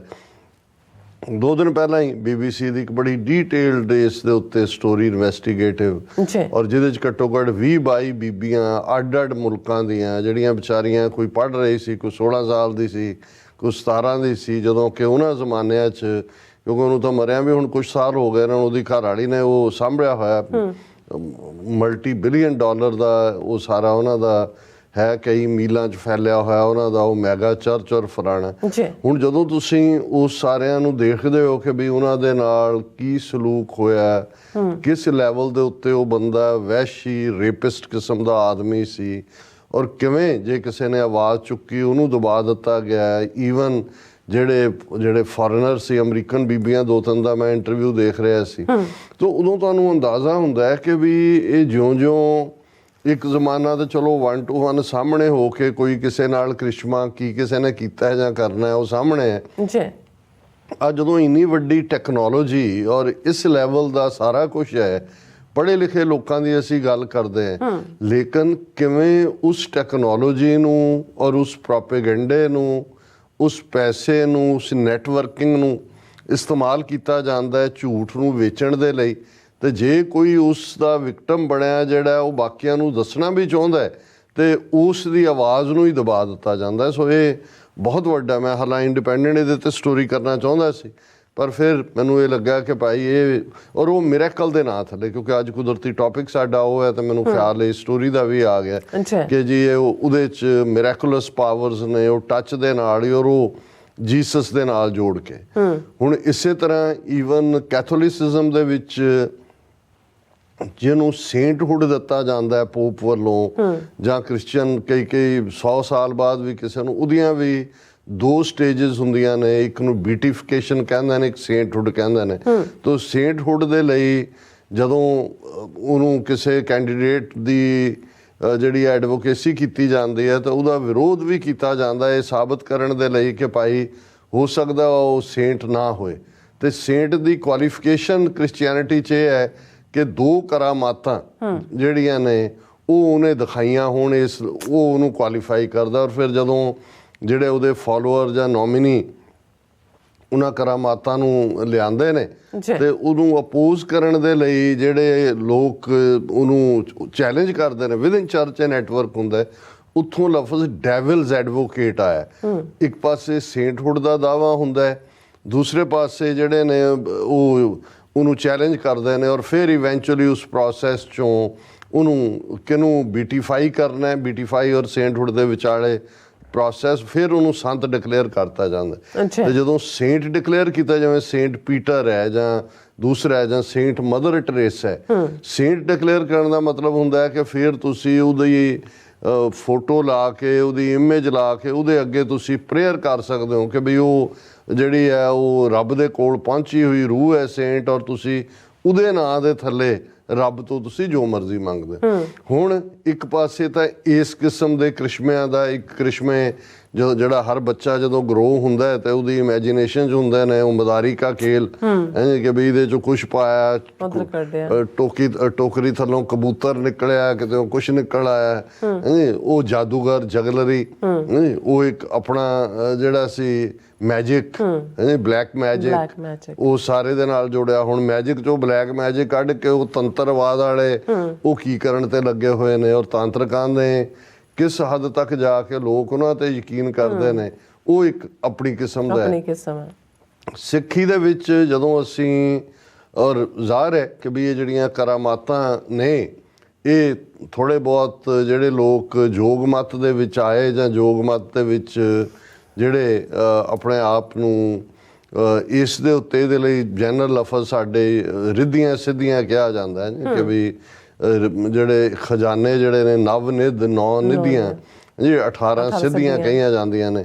ਸੋ ਇਹ ਤੁਹਾਡੀ ਕੰਸੈਂਟਰੇਸ਼ਨ ਆਫ ਮਾਈਂਡ ਦੇ ਨਾਲ ਜਿਹੜੇ ਲੋਕ ਜਿਨ੍ਹਾਂ ਦਾ ਪਿਆਰ ਬਿਨਾਂ ਸ਼ਰਤ ਨਹੀਂ ਹੈ ਰੱਬ ਦੇ ਨਾਲ, ਜਦੋਂ ਤੁਸੀਂ ਸ਼ਰਤਾਂ ਦੇ ਨਾਲ ਕਰਦੇ ਹੋ ਕੰਸੈਂਟਰੇਸ਼ਨ ਦੇ ਥੱਲੇ ਜਾਂ ਦੂਜਾ, ਉਹ ਫਿਰ ਉਸ ਕਿਸਮ ਦੀਆਂ ਮਾੜੀਆਂ ਮੋਟੀਆਂ ਕੰਸੈਂਟਰੇਸ਼ਨ ਆਫ ਮਾਈਂਡ 'ਚੋਂ ਜੋ ਕੁਛ ਪੈਦਾ ਹੋਈ ਗੱਲ ਹੈ ਉਹਨੂੰ ਲੈ ਕੇ ਹੀ ਆਪਣਾ ਸੌਦਾ ਵੇਚ ਰਹੇ ਹੁੰਦੇ ਨੇ।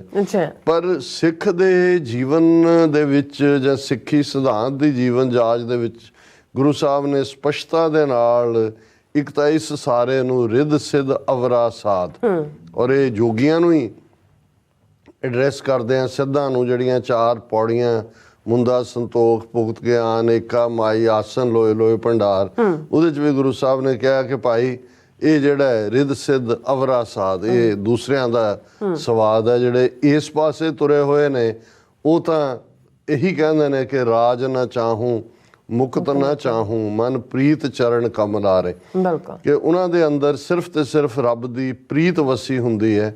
ਇੱਥੇ ਰਾਜ ਦੀ ਗੱਲ ਦਾ ਮਤਲਬ ਇਹ ਨਹੀਂ ਹੈ ਕਿ ਉਹਨਾਂ ਨੂੰ ਪੋਲੀਟੀਕਲ ਪਾਵਰ ਨਹੀਂ ਚਾਹੀਦੀ। ਇੱਕ ਜ਼ਮਾਨਾ ਹੁਣ ਜਿਵੇਂ ਧਰੂ ਭਗਤ ਨਾਲ ਜੋੜ ਕੇ ਜਿਹੜੀਆਂ ਕਹਾਣੀਆਂ ਨੇ ਕਿ ਧਰੂ ਨੂੰ ਜਦੋਂ ਡਿਸਪੋਜ਼ੈਸ ਕੀਤਾ ਜਾਂਦਾ ਔਰ ਉਹਦੀ ਸਟੈਪ ਮਦਰ ਉਹ ਪਿਓ ਦੀ ਗੋਦ ਚੋਂ ਖਿੱਚ ਲੈਂਦੀ ਹੈ ਤਾਂ ਆਪਣੀ ਮਾਂ ਨੂੰ ਉਹ ਪੁੱਛਦਾ ਵੀ ਮੇਰੇ ਨਾਲ ਇਹ ਸਲੂਕ ਕਿਉਂ ਹੈ। ਉਹਨੇ ਕਿਹਾ ਜੀ ਕਿ ਕਿਉਂਕਿ ਮੈਂ ਅਭਾਗਣ ਹੈ ਕਿ ਮੈਂ ਭਗਤੀ ਨਹੀਂ ਕੀਤੀ ਔਰ ਇਸ ਲਈ ਮੈਂ ਇੱਕ ਰਾਣੀ ਹੁੰਦੀ ਹੋਈ ਵੀ ਗੋਲੀ ਬਣ ਗਈ ਹਾਂ ਔਰ ਉਹ ਧਰੂ ਜਿਹੜਾ ਉਹ ਤੁਰ ਗਿਆ ਜਾ ਕੇ ਵੀ ਮੈਂ ਹੁਣ ਭਗਤੀ ਕਰਕੇ ਰਾਜ ਲੈਣਾ। ਸੋ ਉਹ ਵੀ ਇੱਕ ਕਾਮਨਾ ਦੇ ਨਾਲ ਜਾਂ ਕਾਮ ਦੇ ਨਾਲ ਜੁੜਿਆ ਹੁੰਦਾ ਹੈ, ਡਿਜ਼ਾਇਰ ਨਾਲ ਜੁੜਿਆ ਹੁੰਦਾ ਹੈ। ਸੋ ਇੱਥੇ ਜਦੋਂ ਰਾਜ ਨਾ ਚਾਹੋ ਮੁਕਤ ਨਾ ਚਾਹੋ, ਇੱਕ ਉਹ ਨੇ ਜਿਹੜੇ ਹੱਠ ਕਰ ਰਹੇ ਨੇ ਕਿ ਅਸੀਂ ਮੁਕਤ ਹੋਣਾ, ਅਸੀਂ ਮਾਇਆ ਤੋਂ ਛੁਟਕਾਰਾ ਪਾਣਾ। ਪਰ ਇੱਥੇ ਤਾਂ ਸਾਡੇ ਸਹਿਜ ਦਾ ਰਸਤਾ ਹੈ ਜਿੱਥੇ ਕਿ ਪ੍ਰੇਮ ਪਿਆਰ ਦੇ ਨਾਲ ਆਪਣਾ ਆਪਾ ਗੁਰੂ ਦੇ ਹਵਾਲੇ ਕਰਕੇ ਉਸ ਖੇਡ ਦੇ ਵਿੱਚ ਆ ਜਾਣਾ ਜਿੱਥੇ ਫਿਰ ਜਿਤ ਮਾਰਗ ਪੈਰ ਧਰੀ ਇਸ ਦੀਜੈ ਸਿਰ ਦੀਜੈ ਕਾਣ ਨਾ ਕੀਜੈ। ਇਹ ਰਸਤਾ ਹੈ। ਹੁਣ ਇਹ ਮੈਂ ਜਿਹੜਾ ਸਾਰਾ ਪਿਛੋਕੜ ਇਸ ਲਈ ਦਿੱਤਾ ਹੈ ਕਿ ਵੀ ਇੱਕ ਪਾਸੇ ਜਦੋਂ ਅਸੀਂ ਭਾਰਤ ਸਰਕਾਰ ਦੀਆਂ ਨੀਤੀਆਂ ਜਿਹੜੀਆਂ ਪਿਛਲੇ 39 ਸਾਲ ਤੋਂ ਸਿੱਖਾਂ ਦੇ ਖਿਲਾਫ ਟੋਟਲ ਵਾਰ ਡਿਕਲੇਅਰ ਕੀਤੀ ਹੋਈ ਹੈ ਪਿਛਲੇ 39 ਸਾਲਾਂ ਤੋਂ, ਔਰ ਹੁਣ ਉਹਨਾਂ ਦੀ ਉਹ ਵਾਰ ਟਰਾਂਸਨੈਸ਼ਨਲ ਰਿਪਰੈਸ਼ਨ ਦੇ ਰੂਪ 'ਚ ਕਿਲਿੰਗ ਸਪਰੀ ਜਿਹੜੀ ਸਿੱਧੇ ਤੌਰ ਤੇ ਜਿਹੜਾ ਲਫ਼ਜ਼ ਹੈ ਕਿ ਓਵਰਸੀਜ਼ ਸਿੱਖ ਵੀ ਜਿਹੜੇ ਨੇ ਉਹਨਾਂ ਨੂੰ ਮਾਰ ਦਿਓ ਜਿਹੜੇ ਆਪਣੀ ਕੌਮੀ ਆਜ਼ਾਦੀ ਦੀ ਗੱਲ ਕਰਦੇ ਨੇ, ਕੌਮੀ ਹੱਕਾਂ ਦੀ ਗੱਲ ਕਰਦੇ ਨੇ, ਉੱਥੋਂ ਤੱਕ ਪਹੁੰਚੀ ਹੋਈ ਹੈ। ਤੇ ਇਸ ਸਾਰੇ ਦੇ ਵਿੱਚ ਜਿੱਥੇ ਕਿ ਸਿੱਖਾਂ ਨੂੰ ਇੱਕ ਸੈਂਡਵਿਚ ਵਾਂਗ ਵੀ ਅਸੀਂ ਫਸੇ ਹੋਏ ਹਾਂ ਜੇ ਅਸੀਂ ਇਹ ਕਹਿਣਾ ਹੋਵੇ। ਚਾਈਨਾ ਦੇ ਆਪਣੇ ਐਂਬੀਸ਼ਨ ਨੇ, ਇੰਡੀਆ ਦੇ ਆਪਣਾ ਉਹ ਤਾਂ ਸਾਡਾ ਨੂੰ ਨੇਸਤੋ ਨਾਬੂਦ ਕਰਨਾ ਚਾਹੁੰਦਾ ਹੈ, ਪਾਕਿਸਤਾਨ ਦੇ ਆਪਣੇ ਐਂਬੀਸ਼ਨ ਨੇ। ਹੁਣ ਇਸ ਸਭ ਦੇ ਬਾਵਜੂਦ ਜੇ ਕੋਈ ਕ੍ਰਿਸ਼ਮਾ ਵਾਪਰਦਾ ਹੈ ਔਰ ਉਹ ਕ੍ਰਿਸ਼ਮਾ ਸ਼ਬਦ ਸਾਡੇ ਲਈ ਤਾਂ ਜਦੋਂ ਅਸੀਂ 9 ਨਵੰਬਰ 2019 ਨੂੰ ਕਰਤਾਰਪੁਰ ਸਾਹਿਬ ਕੋਰੀਡੋਰ ਖੁੱਲ੍ਹਿਆ ਔਰ ਉਸ ਤੋਂ ਪਹਿਲਾਂ ਔਰ ਪਿੱਛੋਂ ਦੇ ਹਫ਼ਤਿਆਂ ਬੱਧੀ ਜਿੰਨੇ ਪ੍ਰੋਗਰਾਮ ਸੀ ਉਸ ਨੂੰ ਸਾਡੇ ਲਈ ਤਾਂ ਇਹੀ ਹੈ ਕਿ ਭਾਈ ਜਿਹੜਾ ਜਦੋਂ ਤੁਸੀਂ ਸੱਚਮੁੱਚ ਅਕਾਲ ਪੁਰਖ ਦੀ ਦਰਗਾਹ ਦੇ ਵਿੱਚ ਨਿਮਾਣੇ ਹੋ ਕੇ ਅਰਦਾਸ ਕਰਦੇ ਹੋ, ਅਰਦਾਸ ਪੈਟੀਸ਼ਨ ਹੈ, ਅਰਜ਼ ਹੈ, ਗੁਜ਼ਾਰਿਸ਼ ਹੈ, ਆਪਣੇ ਆਪ ਨੂੰ ਤੁਸੀਂ ਰੱਬ ਤੋਂ ਮੰਗਦੇ ਹੋ ਔਰ ਸਿੱਖ 2 ਵੇਲੇ ਮੰਗਦੇ ਸੀ ਔਰ ਅੱਜ ਵੀ ਇਹ ਹਿੱਸਾ ਰਿਹਾ ਕਿ ਭਾਈ ਜਿੱਥੇ ਨਨਕਾਣਾ ਸਾਹਿਬ ਔਰ ਗੁਰਧਾਮਾਂ ਦੇ ਖੁੱਲ੍ਹੇ ਦਰਸ਼ਨ ਦੀਦਾਰ ਤੇ ਸੇਵਾ ਸੰਭਾਲ ਦਾ ਦਾਨ, ਇਹ ਲਗਾਤਾਰ ਇਹ ਉਦੋਂ ਸੀ ਜਦੋਂ ਕੰਡਿਆਲੀ ਤਾਰ ਉਸ ਕਰੰਟ ਔਰ ਕੋਈ ਜਿਹੜਾ ਵਾਲੀ ਵਾਰਸ ਨਹੀਂ ਸੀ। ਬਹੁਤ ਸਾਰੇ ਗੁਰਦੁਆਰਾ ਸਾਹਿਬਾਨ ਨਾਲ ਸੰਬੰਧਿਤ ਜਿਹੜੀਆਂ ਇਮਾਰਤਾਂ ਵੀ ਸਨ ਉਹ ਉਜੜੀਆਂ ਹੋਈਆਂ ਸੀ। ਕਰਤਾਰਪੁਰ ਸਾਹਿਬ ਜਿੱਥੇ ਗੁਰੂ ਨਾਨਕ ਸਾਹਿਬ ਨੇ ਖੇਤੀਬਾੜੀ ਕੀਤੀ, ਜੀਵਨ ਦੇ 18 ਸਾਲ ਅਖੀਰਲੇ ਗੁਜ਼ਾਰੇ। ਲੇਕਿਨ ਕਿੰਨਾ ਵੱਡਾ ਕ੍ਰਿਸ਼ਮਾ ਹੋਇਆ ਜਦੋਂ 9 ਨਵੰਬਰ 2019 ਨੂੰ ਇਹ ਕਰਤਾਰਪੁਰ ਸਾਹਿਬ ਕੋਰੀਡੋਰ ਦਾ ਉਦਘਾਟਨ ਹੁੰਦਾ ਹੈ। ਉਸ ਤੋਂ ਪਹਿਲੇ ਪਾਰਟ 'ਚ ਅਸੀਂ ਦੇਖਦੇ ਹਾਂ ਕਿ ਕਿਵੇਂ ਜਨਰਲ ਕਮਰ ਜਾਵੇਦ ਬਾਜਵਾ ਔਰ ਪ੍ਰਾਈਮ ਮਿਨਿਸਟਰ ਇਮਰਾਨ ਖਾਨ ਜਿਨ੍ਹਾਂ ਦੀ ਸਹੁੰ ਚੁੱਕ ਸਮਾਗਮ ਦੇ ਵੇਲੇ ਨਵਜੋਤ ਸਿੱਧੂ ਦੇ ਕੰਨ ਦੇ ਵਿੱਚ ਜਨਰਲ ਬਾਜਵਾ ਕਹਿੰਦੇ ਨੇ ਕਿ ਭਾਈ ਇਹ ਹੋਣ ਜਾ ਰਿਹਾ ਹੈ। ਔਰ ਕਿਵੇਂ ਇਹਦੇ ਬਾਵਜੂਦ ਕਿ ਮੋਦੀ 2014 ਤੋਂ ਪਾਵਰ 'ਚ ਹੁੰਦੇ ਆ ਕਿਵੇਂ ਇਹਨਾਂ ਦੀ ਹੌਸਟਿਲਿਟੀ ਪਾਕਿਸਤਾਨ ਦਾ ਹੀ ਇਹ ਤਾਂ ਨਾਮੋ ਨਿਸ਼ਾਨ ਮਿਟਾਉਣਾ ਚਾਹੁੰਦੇ ਨੇ। ਕਰਤਾਰਪੁਰ ਸਾਹਿਬ ਕੋਰੀਡੋਰ ਇਹਨਾਂ ਦੇ ਪੀਰੀਅਡ 'ਚ ਖੁੱਲ੍ਹਣ ਤੱਕ ਦਾ ਈਵਨ ਸੋਚਣਾ ਵੀ, ਪਰ ਕਿਉਂਕਿ ਇਨੀਸ਼ੀਏਟਿਵ ਪਾਕਿਸਤਾਨ ਵੱਲੋਂ ਆਇਆ, ਬੜਾ ਬੋਲਡਲੀ ਆਇਆ। ਅਨਫੋਰਚੂਨੇਟ ਹੈ ਕਿ ਵੀ ਅਲਟੀਮੇਟਲੀ ਜਨਰਲ ਬਾਜਵਾ ਔਰ ਇਮਰਾਨ ਖਾਨ ਉਦੋਂ ਬਿਲਕੁਲ ਇੱਕ ਪੇਜ ਤੇ ਸੀ ਔਰ ਇੱਕ ਪੇਜ ਤੇ ਹੁੰਦਿਆਂ ਇਹ ਵੱਡਾ ਕ੍ਰਿਸ਼ਮਾ ਹੋਇਆ। ਲੇਕਿਨ ਬਾਅਦ ਦੇ ਵਿੱਚ ਆਪਸੀ ਡਿਫਰੈਂਸਿਸ ਹੋਏ। ਹੁਣ ਤਾਂ ਜਨਰਲ ਬਾਜਵੇ ਦੀ ਟਰਮ ਤਾਂ ਖਤਮ ਹੋਈ ਔਰ ਇਮਰਾਨ ਖਾਨ ਬੜੇ ਪਿਟੀਏਬਲ ਹਾਲਾਤ 'ਚ ਜਿਹੜੇ ਨੇ ਉਹ ਜੇਲ੍ਹ ਦੇ ਵਿੱਚ ਡੱਕੇ ਹੋਏ ਨੇ। ਸੋ ਲੇਕਿਨ ਅਸੀਂ ਉਸ ਦੌਰ ਦੀ ਗੱਲ ਕਰਦੇ ਹਾਂ ਜਦੋਂ ਅਕਾਲ ਪੁਰਖ ਨੇ ਉਹ ਕ੍ਰਿਸ਼ਮਾ ਦਿਖਾਣਾ ਹੁੰਦਾ ਹੈ ਤੇ ਕਿਵੇਂ ਕਿਸ ਹੌਸਟਿਲਿਟੀ ਦੇ ਬਾਵਜੂਦ, ਔਰ ਇਹ ਛੋਟੀ ਗੱਲ ਨਹੀਂ ਸੀ। ਹੁਣ ਜਦੋਂ ਉਹਨਾਂ ਨੇ ਅਨਾਊਂਸ ਕਰ ਦਿੱਤਾ ਵੀ ਕਰਨਾ ਹੈ ਔਰ ਜੋ ਘਟਨਾਕ੍ਰਮ 2019 ਦੇ ਵਿੱਚ ਹੁੰਦਾ ਹੈ, 3 ਵੱਡੀਆਂ ਘਟਨਾਵਾਂ ਜਿਨ੍ਹਾਂ ਨੇ ਇੰਡੀਆ ਪਾਕਿਸਤਾਨ ਨੂੰ ਆਲਮੋਸਟ ਜੰਗ ਦੇ ਨੇੜੇ ਲਿਆ ਕੇ ਖੜਾ ਕਰ ਦਿੱਤਾ। ਉਹਦੇ 'ਚ ਅਸੀਂ ਦੇਖਦੇ ਹਾਂ ਕਿ ਪੁਲਵਾਮਾ ਦੀ ਘਟਨਾ ਹੈ, ਜਿਹੜੀ ਫੈਬਰਵਰੀ 2019 ਦੇ ਵਿੱਚ ਹੁੰਦੀ ਹੈ। ਜੀ ਭਾਰਤ ਦੀ ਜਵਾਬੀ ਕਾਰਵਾਈ ਦੇ ਥੱਲੇ ਬਾਲਾਕੋਟ, ਜਿਹਦੇ 'ਚ ਕਿ ਉਹ ਜਾ ਕੇ ਸਟ੍ਰਾਈਕ ਕਰਦੇ ਨੇ, ਅਭਿਨੰਦਨ ਉਹਨਾਂ ਦੀ ਗ੍ਰਿਫਤ 'ਚ ਜਾਂਦਾ ਹੈ। ਔਰ ਉਹ ਇਹ ਪੀਰੀਅਡ ਹੈ ਵੀ ਇੰਡੀਆ ਨੇ ਪਾਕਿਸਤਾਨ ਦੀ ਸੋਵਰਨਟੀ ਵਾਇਲੇਟ ਕੀਤੀ, ਔਰ ਜੰਗ ਦਾ ਮੁਕਾਮ ਇਸ ਲੈਵਲ ਦਾ ਹੈ ਜਿਹੜਾ ਇਹ ਹੁਣ ਕੀ ਕਹਿੰਦੇ ਨੇ ਇੱਕ ਵੱਖਰਾ ਝੂਠ ਹੈ। ਲੇਕਿਨ ਮਾਈਕ ਪੋਂਪੀਓ ਜਿਹੜੇ ਉਸ ਵੇਲੇ ਸੈਕਟਰੀ ਆਫ ਸਟੇਟ ਸਨ ਟਰੰਪ ਐਡਮਿਨਿਸਟ੍ਰੇਸ਼ਨ 'ਚ, ਉਹਨਾਂ ਨੇ ਵੀ ਰਿਟਾਇਰਮੈਂਟ ਤੋਂ ਬਾਅਦ ਕਿਤਾਬ ਲਿਖੀ ਹੈ ਜਿਹਦੇ 'ਚ ਉਹਨੇ ਕਿਹਾ ਕਿ ਮੈਂ ਕਿਵੇਂ ਸਾਰੀ ਰਾਤ ਜਾਗਦਾ ਰਿਹਾ, ਕਿਉਂਕਿ ਇੰਡੀਆ ਦੀ ਸੁਸ਼ਮਾ ਸਵਰਾਜ ਤੋਂ ਲੈ ਕੇ ਸਾਰੇ ਕਰ ਰਹੇ ਸੀ ਜੀ ਪਾਕਿਸਤਾਨ ਨੂੰ ਰੋਕੋ, ਕਿ ਜੀ ਪਾਕਿਸਤਾਨ ਵਾਰ ਡਿਕਲੇਅਰ ਕਰ ਸਕਦਾ ਸੀ, ਆਲਮੋਸਟ ਕਰਨ ਦੇ ਨੇੜੇ ਸੀ, ਔਰ ਕਿਵੇਂ ਰੋਕਿਆ ਗਿਆ। ਹੁਣ ਇਹ ਵੀ 2019 ਦੇ ਵਿੱਚ ਕਰਾਇਆ, ਕਿਉਂਕਿ ਇੰਡੀਅਨ ਸਿਸਟਮ ਹਰ ਹਾਲਤ ਦੇ ਵਿੱਚ ਕਰਤਾਰਪੁਰ ਕੋਰੀਡੋਰ ਨੂੰ ਰੋਕਣਾ ਚਾਹੁੰਦਾ ਸੀ। ਅੱਛਾ। ਸੋ ਪੁਲਵਾਮਾ ਵੀ ਹੁਣ ਤਾਂ ਸਾਹਮਣੇ ਆ ਗਿਆ ਵੀ ਇਹਨਾਂ ਦੀ ਆਪਣੀ ਕਰਤੂਤ ਸੀ। ਸਤਪਾਲ ਮਲਿਕ ਉਹ ਥਾਂ ਇੰਟਰਵਿਊ ਦੇ ਰਿਹਾ ਕਿ ਭਾਈ ਉਹ ਗਵਰਨਰ ਸੀ ਉਸ ਵੇਲੇ, ਕਿ ਕਿਵੇਂ ਜਿਹੜਾ ਇਹ ਸਾਰੇ ਦੇ ਲਈ ਜਦੋਂ ਕਹਿੰਦੇ ਮੈਂ ਆਵਾਜ਼ ਜ਼ੁਬਾਨ ਖੋਲ੍ਹੀ ਤਾਂ ਮੈਨੂੰ ਅਜੀਤ ਡੋਵਲ ਨੇ ਵੀ ਕਾਲ ਕਰਕੇ ਕਿਹਾ ਕਿ ਮਲਿਕ ਜੀ ਤੁਸੀਂ ਚੁੱਪ ਰਹੋ, ਮੋਦੀ ਨੇ ਵੀ ਕਿਹਾ। ਹੁਣ ਇਹ ਵਰਤਾਰਾ ਫਰਵਰੀ 2019 ਦੇ ਵਿੱਚ ਵਰਤਾਇਆ ਜਾਂਦਾ। ਫਿਰ ਅਸੀਂ ਦੇਖਦੇ ਹਾਂ ਕਿ ਬਾਲਾਕੋਟ ਵਾਲਾ ਪਾਰਟ ਤੋਂ ਬਾਅਦ ਜਿਹੜੇ ਆਲਮੋਸਟ ਜੰਗ ਦੇ ਮੁਹਾਨੇ ਦੇ ਥੱਲੇ, ਉਦੋਂ ਇਹ ਸੋਚਿਆ ਜਾ ਰਿਹਾ ਸੀ ਕਿਉਂਕਿ ਕਰਤਾਰਪੁਰ ਕੋਰੀਡੋਰ ਤੇ ਕੰਮ ਚੱਲ ਰਿਹਾ ਸੀ। ਕੌਣ ਸੋਚ ਸਕਦਾ ਸੀ ਕਿ ਬਈ ਇਸ ਲੈਵਲ ਦਾ ਕੰਮ। ਫਿਰ ਉਹ ਇੱਥੇ ਹੀ ਨਹੀਂ ਹਟੇ। ਅਸੀਂ ਜਦੋਂ ਤੱਕ 5 ਅਗਸਤ 2019 ਆਉਂਦਾ, ਕਸ਼ਮੀਰ 'ਚ 1 ਮਿਲੀਅਨ ਫੌਜ ਰੱਖ ਕੇ ਆਰਟੀਕਲ 370 ਔਰ 35A ਇਹ ਖਤਮ ਕਰ ਦਿੱਤਾ ਜਾਂਦਾ। ਹੁਣ ਇਹ ਤਾਂ ਪਾਕਿਸਤਾਨ ਨੂੰ ਫਾਈਨਲ, ਔਰ ਪਾਕਿਸਤਾਨ ਇਸ ਮੁੱਦੇ ਦੇ ਉੱਤੇ ਫਾਈਨਲੀ ਟ੍ਰੇਨਾਂ, ਬੱਸਾਂ, ਕਮਿਊਨੀਕੇਸ਼ਨ, ਟ੍ਰੇਡ ਜੋ ਸਭ ਕੁਝ ਹੀ ਖਤਮ ਕਰ ਦਿੰਦਾ। ਆਪਣੇ ਹਾਈ ਕਮਿਸ਼ਨਰ ਵੀ ਵਾਪਸ ਸੱਦ ਲੈਂਦਾ। ਲੇਕਿਨ ਇਹਦੇ ਬਾਵਜੂਦ ਕਰਤਾਰਪੁਰ ਕੋਰੀਡੋਰ ਦਾ ਤੋਂ ਪਾਕਿਸਤਾਨ ਬੈਕ ਆਫ ਨਹੀਂ ਹੁੰਦਾ। ਸੋ ਇੰਡੀਆ ਨੂੰ ਜਿਹੜੀ ਅੱਜ ਤੱਕ ਵੀ ਇਹ ਗੱਲ ਰੜਕਦੀ ਹੈ, ਕਿਉਂਕਿ ਹੁਣ ਐਕਸਪੋਜ਼ ਹੋ ਚੁੱਕੇ ਸੀ ਉਹ, ਬਿਲਕੁਲ ਆਪਣੇ ਲੈਵਲ ਤੇ ਨੋ ਕਰ ਵੀ ਦਿੰਦੇ ਤੇ ਗੱਲ ਸਿੱਖਾਂ 'ਚ ਖਰਾਬ ਜਿਹੜੀ ਹੈ ਹੋਣੀ ਸੀ। ਹੁਣ ਇਹ ਕਿੰਨੀ ਵੱਡੀ ਮਿਰਾਕਲ ਹੈ ਕਿ ਉਸੇ ਸਾਲ 'ਚ 3 ਘਟਨਾਵਾਂ ਕਰਨ ਦੇ ਬਾਵਜੂਦ ਪਾਕਿਸਤਾਨ ਸਟੈਡ ਫਾਸਟ ਰਹਿੰਦਾ ਹੈ ਕਿ ਖੋਲ੍ਹਣਾ ਹੀ ਖੋਲ੍ਹਣਾ ਕਰਤਾਰਪੁਰ ਕੋਰੀਡੋਰ, ਔਰ 9 ਨਵੰਬਰ 2019 ਨੂੰ ਉਹ ਖੋਲ੍ਹ ਦਿੱਤਾ ਜਾਂਦਾ ਹੈ ਵੱਡੀ ਸ਼ਾਨੋ ਸ਼ੌਕਤ ਦੇ ਨਾਲ। ਹੁਣ ਇਹ ਲਫ਼ਜ਼ ਸਾਡੇ ਲਈ ਤਾਂ ਅਕਾਲ ਪੁਰਖ ਦੀ ਦਰਗਾਹ ਦੇ ਵਿੱਚ ਅਰਦਾਸ ਦੀ ਤਾਕਤ ਹੈ। ਅਕਾਲ ਪੁਰਖ ਨੇ ਮਿਹਰਾਮਤ ਕੀਤੀ, ਸੱਚਮੁੱਚ ਇਹ ਡਿਵਾਈਨ ਇੰਟਰਵੈਂਸ਼ਨ ਹੈ। ਲੇਕਿਨ ਜਦੋਂ ਇਹੀ ਗੱਲ ਜਿਹੜਾ ਇੰਡੀਆ ਦਾ ਉਸ ਪੀਰੀਅਡ 'ਚ ਐਂਬੈਸਡਰ ਸੀ ਪਾਕਿਸਤਾਨ ਦੇ ਵਿੱਚ, ਅਜੈ ਬਿਸਾਰੀਆ, ਜਿਹਦੀ ਇੱਕ ਕਿਤਾਬ ਤਾਜ਼ਾ ਮਾਰਕੀਟ 'ਚ ਆ ਰਹੀ, ਅਜੇ ਆਈ ਨਹੀਂ ਹੈ, ਉਸ ਦੇ ਐਕਸਰਪਟ ਆਉਣੇ ਸ਼ੁਰੂ ਹੋਏ ਨੇ, ਔਰ ਇਹ ਕਿਤਾਬ ਹੈ ਐਂਗਰ ਮੈਨੇਜਮੈਂਟ ਦਾ troubled relationship between India and Pakistan. ਉਸ ਕਿਤਾਬ ਦਾ ਨਾਂ ਹੈ। ਔਰ ਈਵਨ ਟ੍ਰਿਬਿਊਨ ਨੇ ਇਸ ਦਾ ਬਰੀਫ ਸਿਨੋਪਸਿਸ ਵਾਂਗ ਦਿੱਤਾ ਹੈ, ਤੇ ਹੈਡਲਾਈਨ ਹੀ ਖਬਰ ਦੀ ਇਹ ਲਾਈ ਹੈ, divine hand seems to have guided opening of Kartarpur corridor ex envoy Ajit Bisaria. ਹੁਣ ਇਹ ਰਿਟਾਇਰ ਹੋ ਗਿਆ ਅਜੇ ਬਿਸਾਰੀਆ, ਨਾਟ ਅਜੀਤ, ਅਜੈ ਬਿਸਾਰੀਆ। ਉਹਨੇ ਕਿਹਾ ਜੀ ਇਹ ਗੈਬੀ ਪਾਰਟੀ ਸੀ, ਔਰ ਉਹਨੇ ਕਿਹਾ ਕਿ ਇਹ divine hand seem to be guiding both countries to do the right thing for the people regarding the Kartarpur corridor. ਔਰ ਉਹਨੇ ਕਿਹਾ ਜੀ ਅਸੀਂ ਜਦੋਂ ਇਹ ਪ੍ਰਪੋਜ਼ਲ ਪਾਕਿਸਤਾਨ ਵੱਲੋਂ ਆਈ ਤਾਂ ਸਾਡੇ ਸਿਕਿਉਰਿਟੀ ਐਨਾਲਿਸਟ ਨੇ ਕਿਹਾ ਕਿ ਵੀ ਜੀ ਇਹ ਪਾਕਿਸਤਾਨ ਦਾ ਜਿਹੜੀ ਹੈ ਉਹ ਸਟ੍ਰੈਟੇਜਿਕ ਅਟੈਂਪਟ ਹੈ ਕਿ ਉਹ ਸਿੱਖਇਜ਼ਮ ਦਾ ਫੋਕਸ ਈਸਟਰਨ ਪੰਜਾਬ ਤੋਂ ਵੈਸਟਰਨ ਪੰਜਾਬ ਵੱਲ ਲੈ ਜਾਣ, ਤਾਂ ਕਿ ਟੂਰਿਜ਼ਮ ਪ੍ਰਮੋਸ਼ਨ ਔਰ ਦੂਸਰਾ ਤੀਸਰਾ ਹੋਏ। ਉਹਨੇ ਕਿਹਾ ਜੀ ਸਾਡੇ ਵਿਚਲੇ ਕੁਝ ਸਿਨੇਕ ਇਹ ਵੀ ਕਹਿੰਦੇ ਸੀ ਕਿ ਜੇ ਪਾਕਿਸਤਾਨ ਟੂਰਿਸਟ ਪ੍ਰਮੋਸ਼ਨ ਹੀ ਕਰਨਾ ਚਾਹੁੰਦਾ ਕਰਤਾਰਪੁਰ ਕੋਰੀਡੋਰ ਦੇ ਨਾਂ ਥੱਲੇ, ਤਾਂ ਪਾਕਿਸਤਾਨ 'ਚ ਤਾਂ ਬਹੁਤ ਸਾਰੇ ਬੁੱਧਿਸਟ ਸਾਈਟ ਨੇ, ਵੀ ਉਹ ਬੁੱਧਿਸਟ ਸਾਈਟਸ ਨੂੰ ਕਿਉਂ ਨਹੀਂ ਪ੍ਰਮੋਟ ਕਰਦਾ ਬਜਾਏ ਕਿ ਸਿੱਖਾਂ ਨੂੰ ਤੁਖਣੀ ਦੇਣ ਦੇ ਲਈ, ਕਿਉਂਕਿ because it had an interest in Khalistan not Buddhistan. ਉਹਨੇ ਕਿਹਾ ਜੀ ਪਾਕਿਸਤਾਨ ਦਾ ਇੰਟਰਸਟ ਖਾਲਿਸਤਾਨ 'ਚ ਹੈ, ਬੁੱਧਿਸਤਾਨ 'ਚ ਨਹੀਂ। ਹੁਣ ਇਹ ਜਿਹੜੇ ਲਫ਼ਜ਼ ਉਹਦੇ ਨੇ ਉਸ ਕਿਤਾਬ ਦੇ ਵਿੱਚ, the process went off surprisingly smoothly.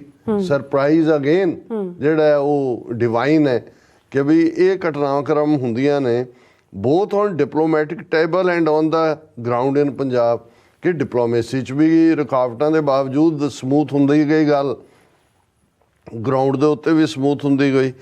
miraculously the project had survived the diplomatic crisis of Pulwama, Balakot and August animosity over Article 370. All other people to people links had been snapped. ਉਹਨੇ ਕਿਹਾ ਜੀ ਇੰਨੇ 3 ਵੱਡੀਆਂ ਘਟਨਾਵਾਂ ਦੇ ਬਾਵਜੂਦ Kartarpur corridor ਜਾਰੀ ਰਿਹਾ, ਬਾਕੀ ਸਾਰੇ people to people connection snap ਹੋਏ। ਔਰ ਫਿਰ ਉਹਨਾਂ ਨੇ ਕਿਹਾ ਕਿ surprisingly Pakistan army had started work on the corridor before it broached the proposal, ਕਿ ਈਵਨ ਅਜੇ ਉਹਨਾਂ ਨੇ ਇੰਡੀਆ ਨੇ ਸੈਂਕਸ਼ਨ ਹਾਂ ਨਹੀਂ ਸੀ ਕੀਤੀ ਹੋਈ, ਪਾਕਿਸਤਾਨ ਦੀ ਫੌਜ ਨੇ ਇਸ ਪ੍ਰੋਜੈਕਟ ਨੂੰ ਸ਼ੁਰੂ ਕਰ ਦਿੱਤਾ ਸੀ।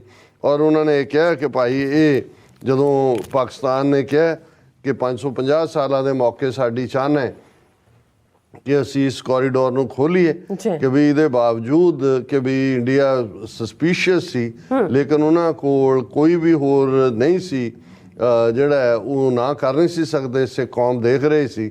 ਸੋ ਉਹਨੇ ਕਿਹਾ ਵੀ in my public remarks I began calling Kartarpur a corridor of faith and a corridor for peace, ਕਿ ਜੀ ਮੈਂ ਵੀ ਫਿਰ ਉਹਨੂੰ corridor of peace and faith ਕਹਿਣਾ ਸ਼ੁਰੂ ਕਰ ਦਿੱਤਾ ਹੈ। ਫਿਰ ਉਹਨਾਂ ਨੇ ਕਿਹਾ ਜੀ ਜਦੋਂ ਇਨਵਾਈਟ ਵੀ ਕੀਤਾ ਉਹਨਾਂ ਨੇ ਮੋਦੀ ਨੂੰ ਨਹੀਂ ਕੀਤਾ, ਸੁਸ਼ਮਾ ਸਵਰਾਜ ਨੂੰ ਕੀਤਾ, ਪਰ ਅਸੀਂ ਸੁਸ਼ਮਾ ਸਵਰਾਜ ਨੂੰ ਨਹੀਂ ਭੇਜਿਆ, ਅਸੀਂ ਬੀਬੀ ਹਰਸਿਮਰਨ ਕੌਰ ਔਰ ਹਰਦੀਪ ਸਿੰਘ ਪੁਰੀ ਦੋਨੋਂ ਜਿਹੜੇ ਸਿੱਖ ਮਿਨਿਸਟਰ ਸੀ ਮੋਦੀ ਕੈਬਨਿਟ ਦੇ ਉਹਨਾਂ ਨੂੰ ਭੇਜਿਆ। ਫਿਰ ਉਹਨੇ ਕਿਹਾ ਜੀ ਅਮਰਿੰਦਰ ਨੇ ਜਿਹੜਾ ਹੈ ਉਹ ਪੂਰੀ ਅਣਖ ਦਿਖਾਈ, ਉਹ ਨਹੀਂ ਗਿਆ ਜੀ, ਪਾਕਿਸਤਾਨ ਛੇੜਛਾੜ ਕਰ ਰਿਹਾ। ਬਹੁਤਿਆਂ ਨੂੰ ਸ਼ਾਇਦ ਭੁੱਲ ਗਿਆ ਹੋਣਾ ਕਿ ਵੀ ਅਮਰਿੰਦਰ ਦਾ ਡਾਇਰੈਕਟਰ ਜਨਰਲ ਪੁਲਿਸ ਜਿਹੜਾ ਹੁਣ NIA ਦਾ ਹੈਡ ਲਾਇਆ ਹੋਇਆ ਦਿਨਕਰ ਗੁਪਤਾ, ਉਹਨੇ ਬਿਲਕੁਲ ਉਹਨੇ ਤਾਂ ਇਸ ਹੱਦ ਤੱਕ ਕਿਹਾ ਸੀ ਇਹ ਤੁਸੀਂ ਪੰਜਾਬ ਗਵਾ ਲਓਗੇ, ਕਿਉਂਕਿ ਜਿਹੜਾ ਸਵੇਰੇ ਦਰਸ਼ਨ ਕਰਨ ਜਾਏਗਾ ਸ਼ਾਮ ਤੱਕ ਮੁੜਦਿਆਂ ਦਹਿਸ਼ਤਗਰਦ ਬਣ ਕੇ ਆਏਗਾ। ਉਹਨੂੰ ਉਨੇ ਟਾਈਮ ਦੇ ਵਿੱਚ ਉਹਨੂੰ ਜਿਹੜਾ ਉਹ ਬੰਬ ਬਣਾਉਣਾ ਵੀ ਸਿਖਾਇਆ ਜਾ ਸਕਦਾ, ਉਹਨੂੰ ਚਾਂਦਮਾਰੀ ਕਰਵਾ ਕੇ ਉਹਨੂੰ ਟ੍ਰੇਨਡ ਨਿਸ਼ਾਨੇਬਾਜ਼ ਬਣਾ ਦਿੱਤਾ ਜਾਏਗਾ। ਔਰ ਇਸ ਸਾਰੇ ਦੇ ਔਰ ਇੰਡੀਆ ਨੇ ਬਹੁਤ, ਜਦੋਂ ਪਾਕਿਸਤਾਨ ਨੇ ਪਹਿਲਾਂ ਕਿਹਾ ਵੀ ਸਿਰਫ ਸਿੱਖ ਹੀ ਆ ਸਕਦੇ ਨੇ ਕਿਉਂਕਿ ਉਹਨਾਂ ਦਾ, ਇੰਡੀਆ ਨੇ ਕਿਹਾ ਨਹੀਂ ਜੀ ਨਹੀਂ, ਗੁਰੂ ਨਾਨਕ ਤਾਂ ਸਭ ਦੇ ਸਾਂਝੇ ਨੇ। ਅਸੀਂ ਯਾਨੀ ਇਹ ਕਹਿਣਾ ਚਾਹੁੰਦਾ ਵੀ ਅਸੀਂ ਹਰ ਕਿਸਮ ਦੀ ਰੁਕਾਵਟ ਖੜੀ ਕੀਤੀ, ਲੇਕਿਨ ਇਹਦੇ ਬਾਵਜੂਦ ਇਹ ਕਰਤਾਰਪੁਰ ਕੋਰੀਡੋਰ ਥਰੂ ਹੋਇਆ, ਬਣਿਆ, ਖੁੱਲਿਆ। ਔਰ ਉਹਨੇ ਕਿਹਾ ਵੀ ਇਹ ਡਿਵਾਈਨ ਇੰਟਰਵੈਂਸ਼ਨ ਹੈ, ਡਿਵਾਈਨ ਹੈਂਡ ਹੈ। ਸੋ ਅਸੀਂ ਸਮਝਦੇ ਹਾਂ ਵੀ ਡਿਵਿਨਿਟੀ ਕੀ ਹੈ, ਕਰਾਮਾਤ ਕੀ ਹੈ, ਕ੍ਰਿਸ਼ਮਾ ਕੀ ਹੈ, ਰੱਬ ਦੀ ਰਜ਼ਾ ਕੀ ਹੈ। ਇਹੀ ਕਾਰਨ ਹੈ ਕਿ ਜਦੋਂ ਸਾਡੇ ਕੁਛ ਵੀਰ ਭੈਣਾਂ ਇਹ ਕਹਿਣਗੇ ਕਿ ਜੀ ਖਾਲਿਸਤਾਨ ਕਦੋਂ ਬਣੇਗਾ, ਤੇ ਮੇਰਾ ਹਮੇਸ਼ਾ ਇਹ ਹੁੰਦਾ ਹੈ ਕਿ ਵੀ ਖਾਲਿਸਤਾਨ ਦੀ ਕਾਇਮੀ ਤੋਂ ਬਿਨਾਂ ਸਿੱਖਾਂ ਦਾ ਕੋਈ ਮਸਲਾ ਹੱਲ ਨਹੀਂ ਹੋਣਾ, ਪਰ ਦੇਸ਼ ਤੇ ਕਾਲ, ਟਾਈਮ ਐਂਡ ਸਪੇਸ ਇਹ ਅਕਾਲ ਪੁਰਖ ਨੇ ਨਿਰਧਾਰਿਤ ਕੀਤੇ ਹੋਏ ਨੇ। ਉਹ ਪਤਾ ਵੀ ਨਹੀਂ ਲੱਗਣਾ ਹੈ ਜਦੋਂ ਤੱਕ, ਜਿਵੇਂ ਸੋਵੀਅਤ ਯੂਨੀਅਨ ਦੇ 15 ਟੁਕੜੇ ਹੋਏ 1999 ਤੱਕ, ਜਦੋਂ ਕਿ 15 ਟੁਕੜਿਆਂ 'ਚ ਵੰਡਿਆ ਜਾਂਦਾ, ਕੌਣ ਸੋਚ ਸਕਦਾ ਸੀ ਕਿ ਸੁਪਰ ਪਾਵਰ, ਦੋ ਪਾਵਰਸ ਜਿਹੜੀਆਂ ਇੱਕ ਦੂਜੇ ਨਾਲ ਸਪੇਸ 'ਚ ਵੀ ਭਿੜ ਰਹੀਆਂ ਸੀ, ਧਰਤੀ 'ਤੇ ਵੀ ਸੀ, ਕਿ ਉਸ ਦੇ 15 ਟੁਕੜੇ ਹੋਣਗੇ ਔਰ ਉਹਨੂੰ ਜਿਹੜਾ ਉਹਦੀ ਆਪਣੀ ਹੋਂਦ ਦੀ ਸੋਵੀਅਤ ਯੂਨੀਅਨ ਨਾਂ ਦਾ ਮੁਲਕ ਹੀ ਜਿਹੜਾ ਦੁਨੀਆ ਦੇ ਨਕਸ਼ੇ 'ਚੋਂ ਮਿਟ ਜਾਏਗਾ। ਸੋ ਇਹ ਅਸੀਂ ਯਕੀਨ ਰੱਖੀਏ ਕਿ ਭਾਈ ਜੇ ਅਕਾਲ ਪੁਰਖ ਨੇ ਰਹਿਮਤ ਕੀਤੀ, ਇਹ ਠੀਕ ਹੈ। ਅੱਜ ਵੀ ਭਾਰਤ ਵੱਲੋਂ ਇੰਨੀਆਂ ਕੁ ਰੁਕਾਵਟਾਂ ਨੇ, ਪਾਸਪੋਰਟ ਦੀ ਕੰਡੀਸ਼ਨ ਰੱਖ ਦਿੱਤੀ, ਜਾਣ ਤੋਂ ਪਹਿਲਾਂ, ਆਉਣ ਤੋਂ ਬਾਅਦ ਅਜੇ ਵੀ ਹਰਾਸ ਕਰਦੇ ਨੇ, ਲੇਕਿਨ ਹੁਣ ਤਾਂ ਬਾਹਰਲੇ ਸਿੱਖ 5 ਮਿਲੀਅਨ ਆਲਮੋਸਟ ਅਰਾਊਂਡ ਦਾ ਈਅਰ ਤੁਹਾਨੂੰ ਬਹੁਤ ਸਾਰਿਆਂ ਤੋਂ ਸੁਣਨ ਤੋਂ ਮਿਲਦਾ ਹੈ ਕਿ ਜੀ ਅਸੀਂ ਦਰਸ਼ਨ ਦੀਦਾਰ ਕੀਤੇ। ਔਰ ਅੱਜ ਵੀ ਜਦੋਂ ਫਿਰ ਕਰਤਾਰਪੁਰ ਦੀ ਧਰਤੀ 'ਤੇ ਖਲੋ ਕੇ ਉਹ ਮਹਿਸੂਸ ਕਰਦੇ ਨੇ ਕਿ 18 ਵਰੇ ਇਸ ਧਰਤੀ 'ਤੇ ਗੁਰੂ ਨਾਨਕ ਸਾਹਿਬ ਨੇ ਆਪਣਾ ਖੂਨ ਪਸੀਨਾ ਇੱਕ ਕੀਤਾ। ਔਰ ਬਹੁਤ ਸਾਰਿਆਂ ਨੇ ਕਿਹਾ, ਕਹਿੰਦੇ ਜੀ ਜੋ ਉੱਥੇ ਇੱਕ ਫੀਲ ਹੈ ਉਹ ਤੁਸੀਂ ਉੱਥੇ ਜਾ ਕੇ ਮਹਿਸੂਸ ਕਰ ਸਕਦੇ ਹੋ। ਸੋ ਇਹ ਸਤਿਗੁਰੂ ਦਾ ਕ੍ਰਿਸ਼ਮ ਹੈ ਜੀ। ਰਾਜ ਸਾਹਿਬ ਤੁਹਾਡਾ ਬਹੁਤ ਬਹੁਤ ਸ਼ੁਕਰੀਆ ਸਾਥ ਲੈਣ ਲਈ। ਬ੍ਰੇਕ ਤੇ ਜਾਣ ਤੋਂ ਪਹਿਲਾਂ ਅਸੀਂ ਆਪਣੇ ਦਰਸ਼ਕਾਂ ਤੇ ਸਰੋਤਿਆਂ ਨੂੰ ਅਪੀਲ ਤੇ ਬੇਨਤੀ ਕਰਦੇ ਹਾਂ ਵੀਅਰਸ, ਜਿਸ ਤਰ੍ਹਾਂ ਕਿ ਤੁਸੀਂ ਜਾਣਦੇ ਹੋ ਕਿ TV 84 ਹੱਕ ਇਨਸਾਫ ਦੀ ਆਵਾਜ਼ ਨੂੰ ਬੁਲੰਦ ਕਰ ਰਿਹਾ। ਸੋ ਅਸੀਂ ਚਾਹਾਂਗੇ ਕਿ ਤੁਸੀਂ TV 84 ਦੀ ਚੜ੍ਹਦੀ ਕਲਾ ਲਈ ਵੱਧ ਤੋਂ ਵੱਧ ਡੋਨੇਟ ਕਰੋ। ਡੋਨੇਟ ਕਰਨ ਲਈ ਸਾਡੀ ਵੈਬਸਾਈਟ tv84.tv ਤੇ ਜਾ ਕੇ ਪੇਪਲ ਦੀ ਵਰਤੋਂ ਕਰਕੇ ਵਨ ਟਾਈਮ ਡੋਨੇਟ ਕਰ ਸਕਦੇ ਹੋ, ਮੰਥਲੀ ਡੋਨੇਟ ਵੀ ਕਰ ਸਕਦੇ ਹੋ। ਤੁਸੀਂ TV 84 ਦੇ ਨਾਮ ਤੇ ਚੈੱਕ ਬਣਾ ਕੇ ਸਾਨੂੰ ਮੇਲ ਵੀ ਕਰ ਸਕਦੇ ਹੋ ਸਾਡੇ ਇਸ ਪਤੇ ਤੇ 36-01 37th Avenue ਲੌਂਗ ਆਈਲੈਂਡ ਸਿਟੀ, ਨਿਊਯਾਰਕ 11101 USA, ਜਾਂ ਫਿਰ ਤੁਸੀਂ ਸਾਨੂੰ ਫੋਨ ਰਾਹੀਂ ਵੀ ਸੰਪਰਕ ਕਰ ਸਕਦੇ ਹੋ 5166191984। ਤੁਸੀਂ ਸਾਨੂੰ ਈਮੇਲ ਵੀ ਕਰ ਸਕਦੇ ਹੋ info@tv4.tv ਤੇ। ਅਸੀਂ ਤੁਹਾਡੇ ਤਹਿ ਦਿਲ ਤੋਂ ਸ਼ੁਕਰਗੁਜ਼ਾਰ ਹੋਵਾਂਗੇ। ਸੋ ਇੱਥੇ ਲੈਣੇ ਬ੍ਰੇਕ। ਵਿਊਅਰਸ ਤੁਸੀਂ ਸਾਨੂੰ ਇਸੇ ਤਰ੍ਹਾਂ ਬਣੇ ਰਹਿਣਾ। ਮਿਲਦੇ ਹਾਂ ਛੋਟੇ ਜਿਹੇ ਬ੍ਰੇਕ ਤੋਂ ਬਾਅਦ।